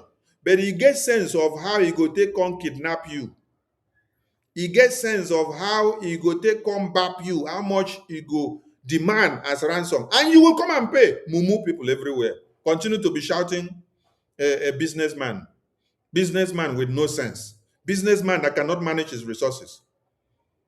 Boko Haram is not getting the money to sponsor their terrorism from their people. Rather, they are getting the money from you that claim to be businessman. They are getting the money from you that claim to be a businessman, who claim to be a professor, a doctor, who claim to be an engineer, who claim to do business and own companies, who claim to be living a good life. Boko Haram are making their money from you to use it and sponsor the terrorism. You have to pay them the hard way. Have you ever seen Boko Haram do birthday party? Have you seen Boko Haram? Do you see these Fulani people or these Hausa people? Do you see them always like to do birthday party? Do you see them always like to show off what they have? No, they don't show off what they have. They don't do boga. No, you don't see them gather to do big party to show themselves. They humble themselves, then you will look at them, you say, oh, they don't have money. They have money more than you. But now you, they show yourself. But they don't know they show. Yes. So they claim to live in the bush, but you live in the house. You're enjoying AC. You're drinking the best of whiskey. You're drinking the best of wine. You're drinking the most expensive gin that just come out in the market. Look at now, Boris Johnson came to Nigeria to tell you. Boris Johnson came to Nigeria to tell you that they supply you wine to drink so that you will become stupid. You will drink wine, you use the wine to do business, you buy it and sell, make business, drink it and get stupid. While the Boko Haram will use their brain to think of how to come and kidnap you after you drink, you make business, you gather all the money, Boko Haram will now come for you. So sit down and continue to do what? To do business. While Boko Haram are doing what? Preparing on how to enter you to collect money from you. Now you go see use that money where you say, now business you won't go do. You don't want to look at Biafra freedom. You don't want to observe it at home. Boko Haram will still kidnap you. You will still go and pay that money to Boko Haram. That is, if you even they lucky, say, as they kidnap you, let me bring something to the screen so that some of you will understand what is happening. Because it's not everybody that Boko Haram kidnap that they allowed to go back alive. Some people that Boko Haram kidnap, they don't allow them to go back alive after they collect the ransom. So Boko Haram may kidnap you. You claim to have money and do business, right? Look at this one on the screen here now. Boko Haram terrorists, they killed this man after collecting 15 million naira ransom. Did you get the message? After collecting 15 million naira ransom from the family, they still kill the man. So continue to claim that you are a businessman. You have money. You want to go and do buying and selling. When they say, do sit at home, don't go out, obey, use it to tighten your security in the whole eastern region of Biafra territory. No, it is that time you want to go and do business. You have been doing business while Mazi Nnamdi Kanu is dying in detention because of you. You are doing business. Mazi Nnamdi Kanu is dying in detention. You are doing business. You want to do business. You want to enjoy business. Enjoy business. Do business. Do business. Do business. So Boko Haram terrorists will capture you. Yes, when they capture you, you will know whether it is business that is good for you or whether it is your life. Enjoy doing business. Mad people everywhere. So, with all this that is happening here now, you see the write-up from this lawmaker. Does anything move you? No, nothing moved that idiot. Rather, that idiot was now telling us that he want to go and do business. So he want to go and do buying and selling. He doesn't want to observe sit at home. While a U.S. lawmaker is traveling from America to Nigeria to come and see dead bodies of your people, to come and see your people and then to confirm to the world that Nigeria is the worst place for a Christian to live. But you, now that the U.S. lawmaker actually came to Nigeria to come and see and to testify for you, you are telling the U.S. lawmaker that you want to go and do business. Do you see how ungrateful many of you are? Do you see why I said America have their own problems? And if they ignore you and overlook you, some of you will not sleep and wake up tomorrow. Because the advent of these terrorists has given them the license to enter everywhere. But some of you that are very useless and doesn't have sense, just look at what you're saying now.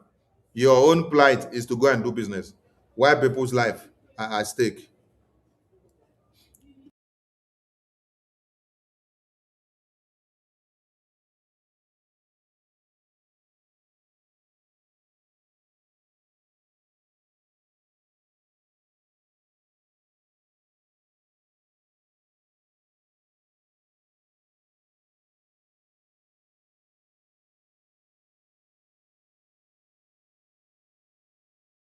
Listen to the man that said there is no Christian genocide.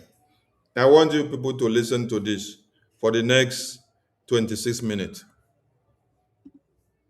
Is the Nigerian Foreign Minister, Ambassador Yusuf Tuga. Welcome to you, Foreign Minister. I appreciate you joining Uncensored. Thank you for having me, Piers. So a simple question. If somewhere between 50 and 100,000 Christians have been murdered in Nigeria since 2009, depending on which bit of data you want to take up, and 18,000 Christian churches have been destroyed, why isn't it, as some people are claiming, a genocide against Christians in Nigeria? Well, to begin with, those figures are completely and totally inaccurate and false. And many in the media have examined them, they fact-checked them. So they come from Inter-Society and Open Doors, and they've been shown to be totally inaccurate. What we have in Nigeria is a multi-ethnic, multi-tribal, multi-religious country of 230 million people. Our nation-building project is not an easy one. We have suffered from the effects of things that we have no control over, exogenous factors such as the breaking up of the Libyan state, the killing of Gaddafi, the proliferation of weapons and fighters that have cascaded down to the northern fringes of Nigeria and beyond, and have affected the entire region. the failure of the EU Sahel strategy over the years. These are all things that we are suffering the effects of. And we do have Boko Haram in the Lake Chad region that affects not just Nigeria, but 3 other countries, Niger, Chad, and Cameroon, that we've been contending with through the multinational joint task force that allows the troops of the countries in the region to pursue the terrorists. 50,000 insurgents and people that were caught in the region of the insurgency having surrendered, and we were in the course of processing them, and some were being rehabilitated, others were being processed through the legal system when Niger had to pull out because of the failure of the EU Sahel strategy and the military coup that was experienced in Niger, Burkina Faso, and Mali. Look, you've made it clear that you believe these numbers are wildly exaggerated. The International Society for Civil Liberties and Rule of Law is a non-governmental organisation that monitors and tracks human rights abuses across Nigeria. In its report in August, it said jihadist groups, including Boko Haram and ISIS in Nigeria, had killed over 100,000 Christians in the last 16 years. It also noted that 60,000 moderate Muslims have been killed in that period too.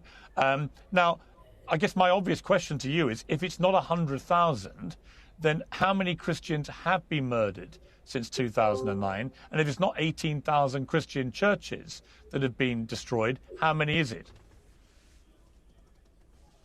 We in Nigeria have Christians, we have Muslims, we have atheists, we have animists, and when we're counting death tolls, we don't necessarily go by religion. And quite often it's difficult to even identify what religion an individual that has just lost their lives belongs to. And what we are concerned about is that they are Nigerians first and foremost. And we've seen these sort of agitations by faith-based organizations that is a prelude to the breaking up, to the dismemberment of countries. We've seen it in Sudan. We know this playbook. It's happened. There were agitations to create South Sudan, which was expected to be a predominantly Christian country, separate from North Sudan, which is meant to be a Muslim country. Now we have a situation where there's fighting, continuous fighting in South Sudan. There's another round about to kick off. The same thing in the North Sudan. Okay, where but let me interrupt. Muslim fighting each other. So we don't want to be the next Sudan. We will not allow ourselves to be the next Sudan. No, I understand that. Where are the faith-based groups that were agitating to be dismembered? They're no longer there to fix Sudan. Okay. Not North, not South. Okay. It's Nigeria as a member of the Peace Council of the African Union. Let me jump in if I may. With the heavy lifting. Foreign Minister, if I may, I'd like to jump in if I may, because you do seem to be avoiding my questions. You know, you don't seem to know how many Christians have been murdered, which I find surprising. I'm not. Well, you haven't given me any. You've told me you don't know. Well, well, just with respect, sir, you have not given. Nigerians. So no, I know what you said. They're not necessarily I understand. Same as those that. But you are, yes. But what you're saying, if you could let me speak, what you're saying is that you dispute the numbers of Christians that have been reported to have been killed, but you have no idea how many Christians have been killed. What we surely can agree on is how many Christian churches have been destroyed. Do you know how many? Yes, I do. Over the last 2 years, there have been 52 churches, depending on which region, again, you are referring to. Since 2009, since the last 5 years, the attacks, not destroyed, attacks on churches, 102. So we're not hiding any figures, you see. It's important to understand this. Same way that there are mosques that are destroyed. I don't even have to mention that. Nigeria is configured in such a way that you have Muslim and Christian populations all across the country. There are, of course, states out of the 36 states that we have that have a high concentration of Christians, the same way that there are states where you have a high concentration of Muslims. Take, for example, the more recent attacks that have brought about an intensifying of this false narrative that there's some persecution, or as the likes of Bill Maher even go as far as to say, a genocide. The ground well, zero it's actually for that more than Bill Maher. If I may jump in again. If I may play you. Of Benue State. No, I understand. But If I may just finish this. If I may jump in, sorry. No, if I can just finish this. If I can just finish this, sorry. The governor of Benue State happens to be a man of the cloth. He's a reverend father. He's a Catholic. So you can see how it is impossible for him to be concealing what is happening. He would be screaming at the top of his voice if indeed there was some genocide, or if there was some specific calculated targeting of Muslims, of Christians. But he knows there isn't, and that is why he is not doing so. But let me play you a clip from President Donald Trump about this. If the Nigerian government continues to allow the killing of Christians, the USA will immediately stop all aid and assistance to Nigeria. We're going to do things to Nigeria that Nigeria is not going to be happy about, and may very well go into that now disgraced country, guns are blazing, to completely wipe out the Islamic terrorists who are committing these horrible, horrible atrocities. I'm hereby instructing our Department of War to prepare for possible action. If we attack, it will be fast, vicious, and sweet, just like the terrorist thugs attack our cherished Christians. These are cherished people. These are great people. Leave them alone. Warning, the Nigerian government better move fast before it's too late. If they don't, there's going to be hell to pay. So what is your message to President Trump, who obviously completely disagrees with you? My message is that we have the utmost respect for the United States of America. We have, by extension, the utmost respect for its president, President Trump. It's unfortunate that President Trump has been misinformed by those that trade in generalized labelings. And unfortunately, it has resulted in this statement. We urge that the engagement that is ongoing continues, so that we will provide more information and clarity. We are not the ground for either a jihad nor a crusade.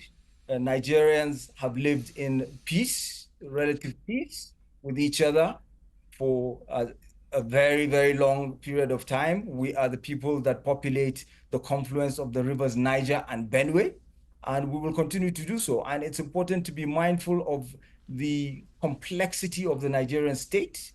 It is a multi-diverse state in so many regards, and it is an ally of the U.S. Because we've worked successfully together in the past. And we actually appreciate what President Trump has done in the past when other subsequent U.S. administrations would not sell Tucano jet fighters to us, planes, aircraft to us. President Trump acquiesced to that. Some of the things that we're experiencing at the moment have a direct linkage to the application of the Leahy Law to countries like Nigeria, where they were deprived of weapons to maintain peace at home and help also maintain peace in the region. This is why we continue to experience terrorism in the region, in the Sahel region, whereas in the past, when we worked successfully together with the US, you could see what Nigeria was able to achieve. We resettled Sierra Leone, we resettled Liberia successfully, and our multinational joint task force Minister, I'm interrupting was very effective in the fight against terrorism. Until Minister, just stay there for a moment, if you will, because joining me now is the former Canadian MP Goldie Gamari, host of The Goldie Show, who has spoken out frequently at what she says is a genocide against Christians in Nigeria. Goldie Gamari, welcome to Uncensored. What is your response to the Foreign Minister of Nigeria, who says there is no genocide? The numbers of those who've been killed, number of churches attacked, has been wildly exaggerated. Well, first of all, Pierce, thank you for having me on. It's a pleasure to be here. Pierce, if it walks like a duck and it talks like a duck, it probably is a duck. There is a reason that we're seeing these Islamic militants going around and yelling Allahu Akbar. That's not by coincidence. There's a reason that they are attacking Christians on Christmas Eve. Let's not forget that back in 2014, almost 300 Christian schoolgirls were kidnapped by these Islamic militants. 80 of them, their whereabouts are still unknown. Pierce, what's happening in Nigeria is jihad. It's the exact same thing that happened on October 7 by Islamists when they broke into Israel and murdered Jews, yelling Allahu Akbar. It's the exact same thing that ISIS terrorists did to the Yazidis in Iraq. It's the exact same thing that happened in Lebanon. Here's the only difference between what's happening today in Nigeria versus what happened 1,400 years ago when the Muslim Arab invaders came to Persia is that back then people did not have cameras, but today they do. It is 100% jihad. We've seen it before. This is how the Islamist playbook always happens. Well, I don't think that the foreign minister was denying that bad things have been happening. He's just denying that it constitutes a genocide and that the numbers of reported because his deaths government of is a part of it. Of murders of Christians. I think his government is complicit. Right now, you have an Islamist government in Nigeria. One of the things that he didn't mention to you is that typically it's been a constitutional convention in Nigeria that if the prime minister is Muslim, then if the president is Muslim, then the vice president is Christian. If the president is Christian, then the vice president is Muslim. This is intended to have a proper representation of the Nigerian population. Right now, you have a Muslim president, and then they decided to choose a Muslim vice president, and so there is actually no Christian representation in the Islamist government. By the way, this is a government that is working closely behind the scenes with the Islamic Republic of Iran.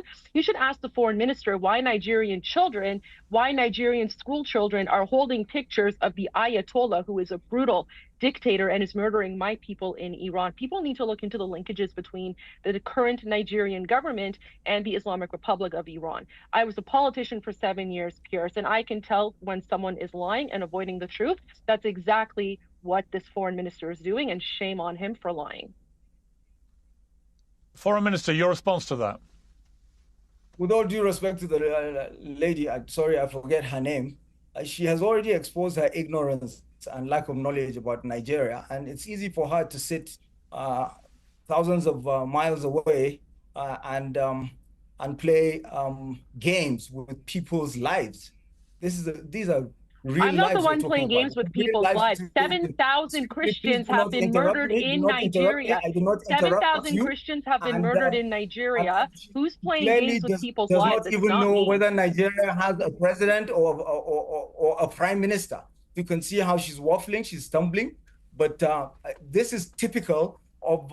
I think you're showing your own ignorance. The fact that you're not able to actually counter what I'm saying, and instead you're going after these things that are irrelevant, that just shows how ignorant you are. Saber rattling, trade in saber rattling. It is typical. You can see she's exposing herself. She doesn't even know the country that she's trying to start a crusade on, and drawing comparisons with Gaza. You know, it's clear what she's trying to do. We have a constitution that has, go and read my constitution before you even try to have a discussion with me. Look up sections 10, 38, and 42 of our constitution. There is federal character enshrined in our constitution. It's part and parcel of it. And the priority is the region where you come from, because we don't identify ourselves as Muslims and Christians in Nigeria. We identify ourselves from regions, geopolitical regions. Christians disagree. Place where we come from, and but do you accept? All right, Foreign Minister. Foreign Minister, let me jump in. Find out Foreign Minister. Foreign Minister, do you? Foreign Minister, if I may. Foreign Minister, if I may, Foreign Minister, do you accept that there is a big problem You know, we can quibble over precise numbers, but you've already said by your own numbers, over 100 Christian churches have been attacked. You won't commit to how many Christians have been killed. I think you're slightly hiding behind the fact you don't know what all their religion was. But you must know how many people have been killed. I can give you figures.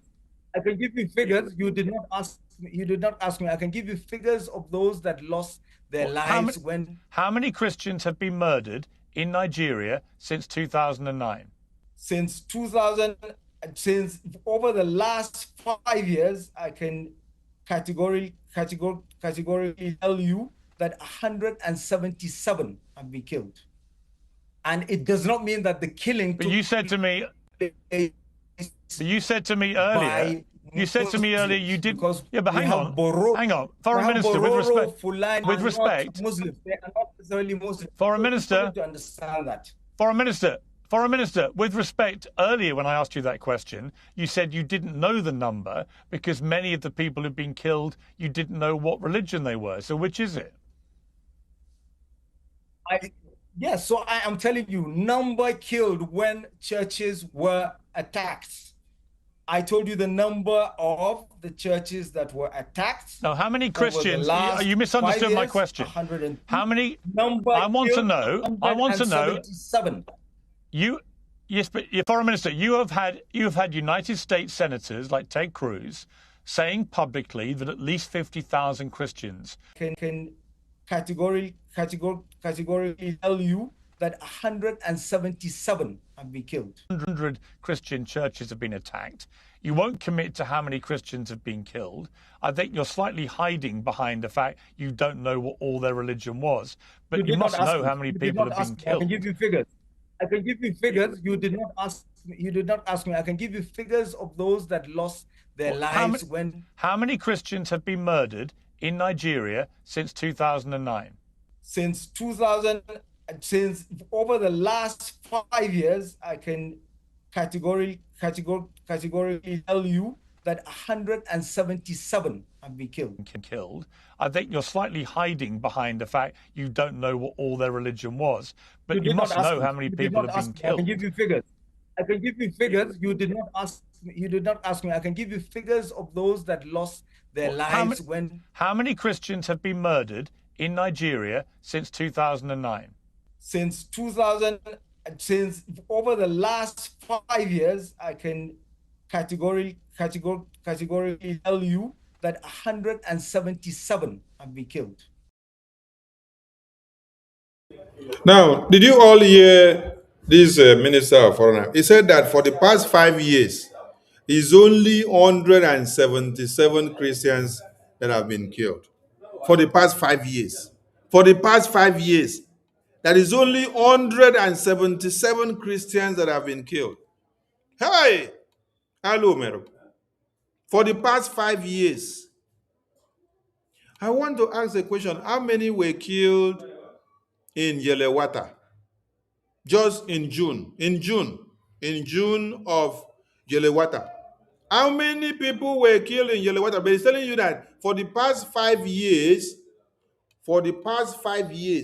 that is only 177. Yelewata massacre. Yelewata massacre. Yelewata massacre in Benue. We want to know how many people were killed in Yelewata massacre. How many? This man is here telling you.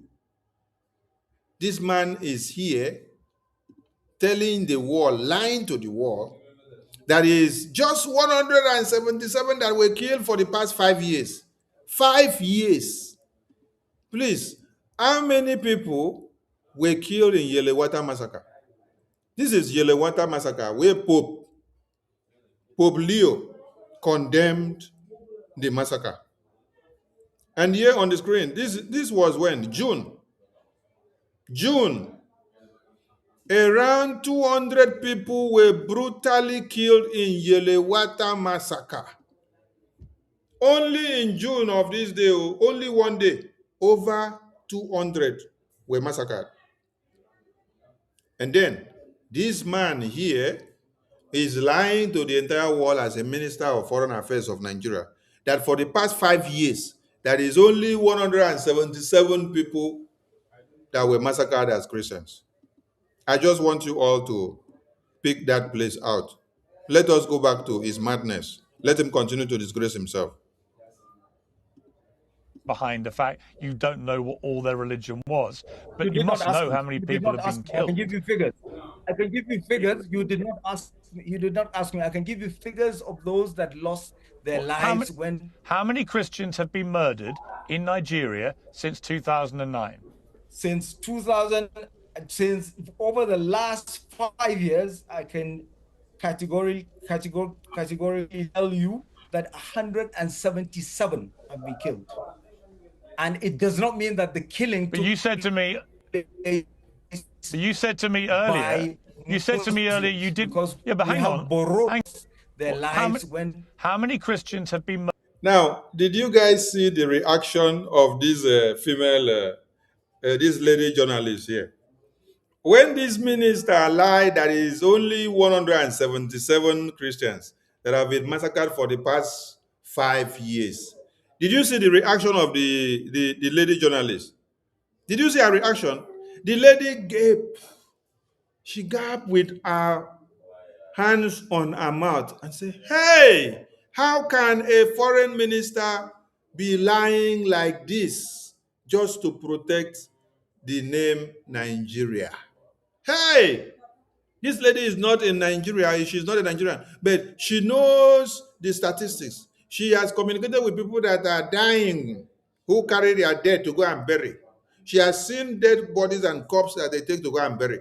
But the foreign minister is coming to say that is only 177 that have been massacred for the past 5 years.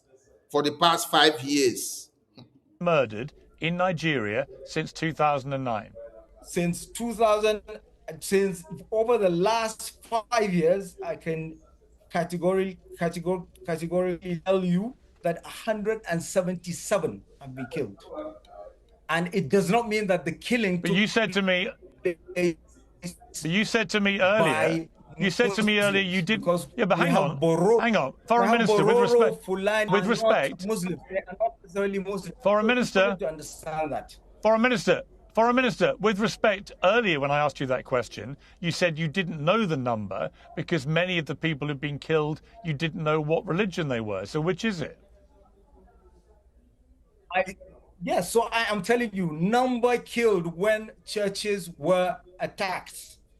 I told you the number of the churches that were attacked. Now, how many Christians? You misunderstood my question. How many? I want to know. I want to know. Yes, but Foreign Minister, you have had United States senators like Ted Cruz saying publicly that at least 50,000 Christians have been murdered since 2009. If you're saying that number is wildly exaggerated, what is the number? I keep giving you the numbers, but clearly, you are not. You're not. You're giving me the numbers since in the last 5 years. Accept the numbers or even listen to what I'm saying. 102, 177, number injured 98, number abducted 7. Okay, so we are not hiding any facts. But as I said, we don't go about trying to identify a Nigerian's faith when they've lost their lives. That is but not. Do you condemn? Do you condemn, Foreign Minister? Foreign Minister, do you condemn? Do you condemn the attacks and the murder on Christians by Islamist groups in Nigeria? Absolutely, 100%. I lost my father-in-law to an attack by an Islamic terrorist group, Boko Haram. So I myself, I'm a victim. I've lost family members to attacks. And they were Muslims, but it doesn't matter whether they're Muslim or Christian, because their aim is to kill, to maim, so that they would achieve their objectives. And the number one enemy of Boko Haram is not a Christian. It is a Muslim who does not subscribe to their own brand of Islam. Okay, I mean, Goldie Gamari, let me bring you back in there. I mean, there's no doubt that tens of thousands of moderate Muslims have also been murdered by Islamists. We can argue, you know, till the cows come home, frankly, about what the exact numbers are. But clearly, a lot of Christian churches have been attacked. So have a lot of mosques, where it is believed that the people who are, you know, observing their faith there are too moderate for the Islamists. So it seems like the Islamist groups like Boko Haram, like ISIS, are targeting pretty much anybody that they don't agree with, be that moderate Muslims or Christians. Is this not, as the foreign minister is putting forward, a case of it's not just Christians being targeted and persecuted, it's also moderate Muslims, and that there's a general wider problem with Islamist terrorism? Well, there is definitely a problem with Islamist terrorism, but just because Muslims are being murdered, it does not negate the fact that there is a targeted ethnic cleansing of Christian Nigerians. One does not negate the other. What we can conclude from this is that there is definitely an Islamist problem. Now, one thing that the Nigerian minister is purposely forgetting to put out there is that it's not just Boko Haram, it's also the Fulani militants. Not a lot of people know about the Fulani militants. The Fulani Islamists are also the ones who are generally targeting the Christian Nigerians, especially in the Plateau Belt. And I've had several Nigerian Christians come on and speak about this. In fact, I have seen videos where you have the Fulani militants, on their motorcycles with machetes. They're driving through various towns, and you have the Nigerian military who's supposed to prevent them from going. They're getting orders to stand down and allow the Fulani militants to go through. Again, Pierce, the loss of life is horrible. But as you can tell from the minister, he's avoiding questions. He's avoiding eye contact. Instead of actually answering the questions, he's focusing more on trying to attack me and trying to, go after me because I'm not as familiar with the Constitution. I don't need to be familiar with the Constitution of Nigeria to understand that, over 50,000 Christians have been murdered since 2009. I don't have to be familiar with the Constitution of Nigeria to know that when someone yells Allahu Akbar before they massacre 200 Christians and burn Christian churches, that's not just banditry, that's jihad. And I think the reason that the foreign minister does not want to admit this is because they are somehow complicit in this. And, he is purposely saying that he is willfully ignorant, because how could the Nigerian government not know if those people who have been murdered are Christian or Muslim? The reason that he's avoiding saying that is because if they actually put out formal numbers about the numbers of Christians targeted and murdered, then they will have to admit that there is a genocide. They don't want to admit that there's a genocide, but that's exactly what's happening, and I'm glad President Trump and others are calling it out. Foreign Minister, finally, your response to that.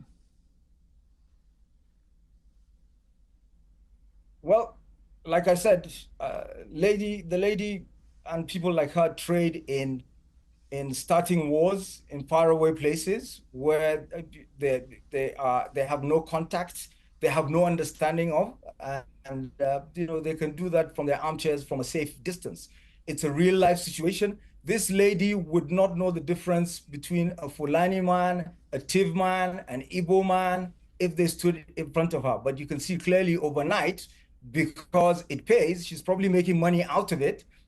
I'm getting $0 for this. I'm getting paid zero.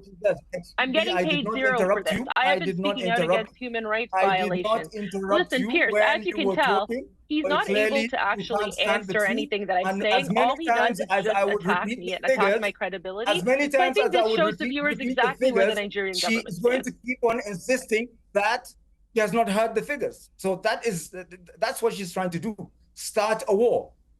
They want to break up Nigeria the same way they broke up Sudan, and now they've run away. She's not talking about Sudan anymore. She's not talking about South Sudan. I actually have talked about Sudan in other episodes as well. For Sudan to be dismembered. This is what they do. What they try to do to Africa. Nigeria is the largest country on the African continent. It is the largest shock absorber to the African continent in terms of admitting migrants, in terms of freedom of religion. It's Africa's largest democracy. But people like you who don't really care about the freedoms of either Christians or Muslims or Africans, will continue to agitate for the breakup of Nigeria, for war, the same way that it's happening in South Sudan, and you've kept mum because you've moved on. The reason that I know that you are working with the Islamic Republic of Iran is because the Islamic Republic puts out the same narrative about balkanization. That balkanization narrative is something that the Islamists constantly use. That Africans are losing their lives. To you, it's just another black country to be broken up. You don't care who dies. Your hands are the one that's covered in blood, not mine. But we've seen you. Not mine. I'm not denying the Christian genocide, but you are. Shame on you. Shame on you. Move on to your next project. Move on to your next. You're a disgrace. You're a disgrace to the Canadian nation. I'm shocked that you say that you actually practice as a politician in Canada. Move on to the next episode. Leave us alone. It was a heated one there. It was a heated one there. But you were able to see that the man did everything possible to skip every question that was put to him. The reason that we're seeing these Islamic militants going around and yelling Allahu Akbar. If the Nigerian government continues to allow the killing of Christians, the USA will immediately stop all aid and assistance to Nigeria. If they don't, there's going to be hell to pay. It's unfortunate that President Trump has been misinformed. This false narrative that there's some persecution or a genocide. Why isn't it a genocide against Christians in Nigeria? We don't want to be the next Sudan. You dispute the numbers that have been reported to have been killed, but you have no idea how many Christians have been killed. We are not hiding any facts. Right now, you have an Islamist government in Nigeria. There is a reason that we're seeing these Islamic militants going around and yelling Allahu Akbar. That's not by coincidence. It's easy for her to sit thousands of miles away and play games with people's lives. I perform several burials because the Islamic are controlling the government. Let me tell you, there's a genocide in Nigeria. It is quite shocking to see that your Minister of Foreign Affairs, for those that are Nigerians, your Minister of Foreign Affairs denied that there is no Christian genocide, that Donald Trump is going with a false narrative and is going with the idea and the plan of dismembering Nigeria. And when this man was asked, now give us the actual figure of people that have been massacred since 2009. He said for the past 5 years, 177 people were massacred. 177. 177 people were massacred. We're in only June. Only June in Yelewata massacre. Only June in Yelewata massacre. You had over 200. And Pope Leo shouted about this massacre of over 200 people in June. In June, this very year, not last year. So it's quite shocking to see those that say this is Nigeria, this is their Ministry of Foreign Affairs, this is their minister. Now, the U.S. lawmakers have gone to Nigeria and come back and confirm that you have over 600,000 people in IDP camps. So I am asking, Minister of Foreign Affairs of Nigeria, where will you put your eye now? Where will you put your face now? Hey, Alu Meru. Alu Meru. Alu Meru. This is why every Biafran need to wake up and face the reality. Yes, because Nigeria has come to be cut to pieces. And when you heard them cry, they cried that the Christian genocide is coming so that Nigeria will be divided into pieces. Yes, Nigeria needs to be divided into pieces. If it is not divided, people's life will not be safe. If it is not divided, people's life will not be safe. Because you cannot force people together and then you expect to see that there will be security of lives and properties. No, you have to separate them, segment them into ways and manners that they will be able to protect their common goal. People that have the same values, people that do not plan to cut off heads of people. People that plan to cut off heads of people, you put them in a different place. Those that don't plan to cut off heads of people, you also put them in a different place. You allow them to have a Christian state. You allow the other one to have a terrorist state, so that there will be no problem. Yes. Before the forceful amalgamation of Nigeria together, where you were all Biafrans, did you have this kind of genocide? Did you have this kind of massacre? No, you did not have, until when they came with the conquest. I salute all Biafrans, and we will be back tomorrow again to continue from where we stop. I want people to make that video to go viral. That part where the foreign minister of information lied and said the numbers of people that were killed for the past 5 years, that is just 178. And also the part which the part which he said American government are going with false narrative, that the figures are incorrect, that there is no Christian genocide. Please make this to go viral so that people will see and know that you have to help yourself so that this Nigeria will come down. If not so, you will not sleep and wake up. I salute all of you and they away from here.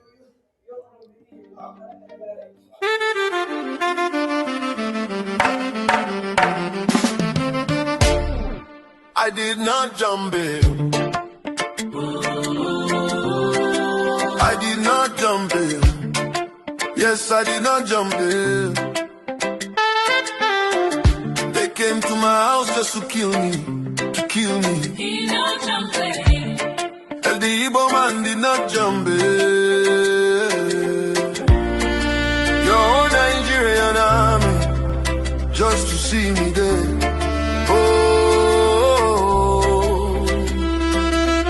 Your own court said a defendant did not jump bail. Defendant did not jump bail.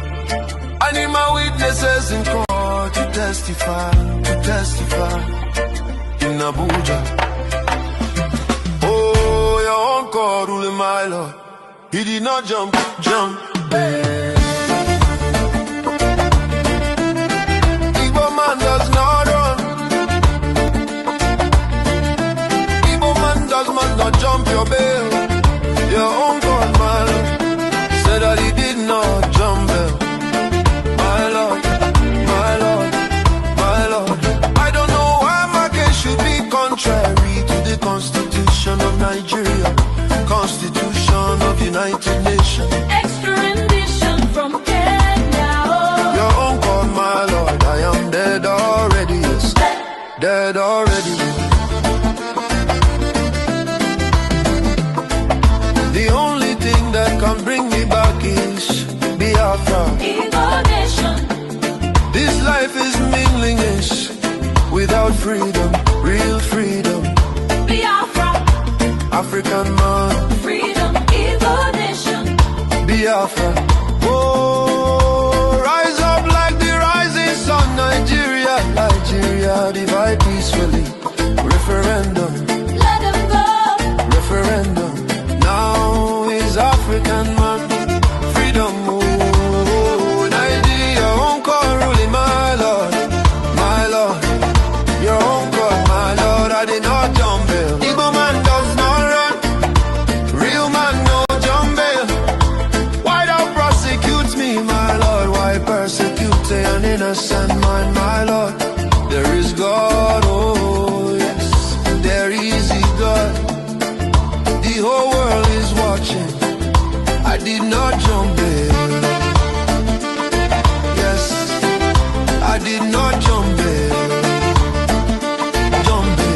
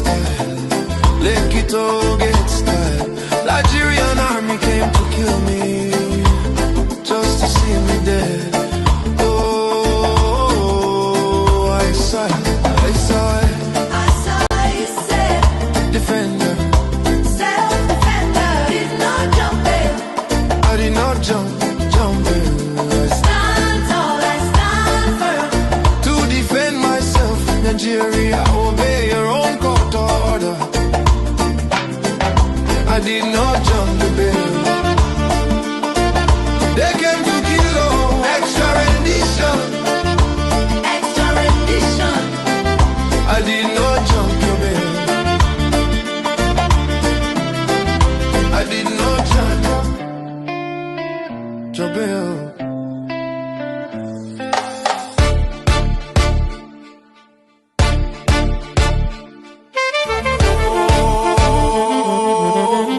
Yes, there is God. The whole world is watching. I did not jump in. Yeah, I did not jump in. They came to my house to kill me, to kill like Legos. Like it all gets tired. Like it all gets tired. Like it all gets tired. Nigerian army came to kill me, just to see me there. Oh, I sigh. It's a defender, self-defender. We are jumping. I did not jumping. I stand tall, I stand firm to defend myself. I obey your own court order. I did not jump the bed. They came to kill Lord. Extra rendition.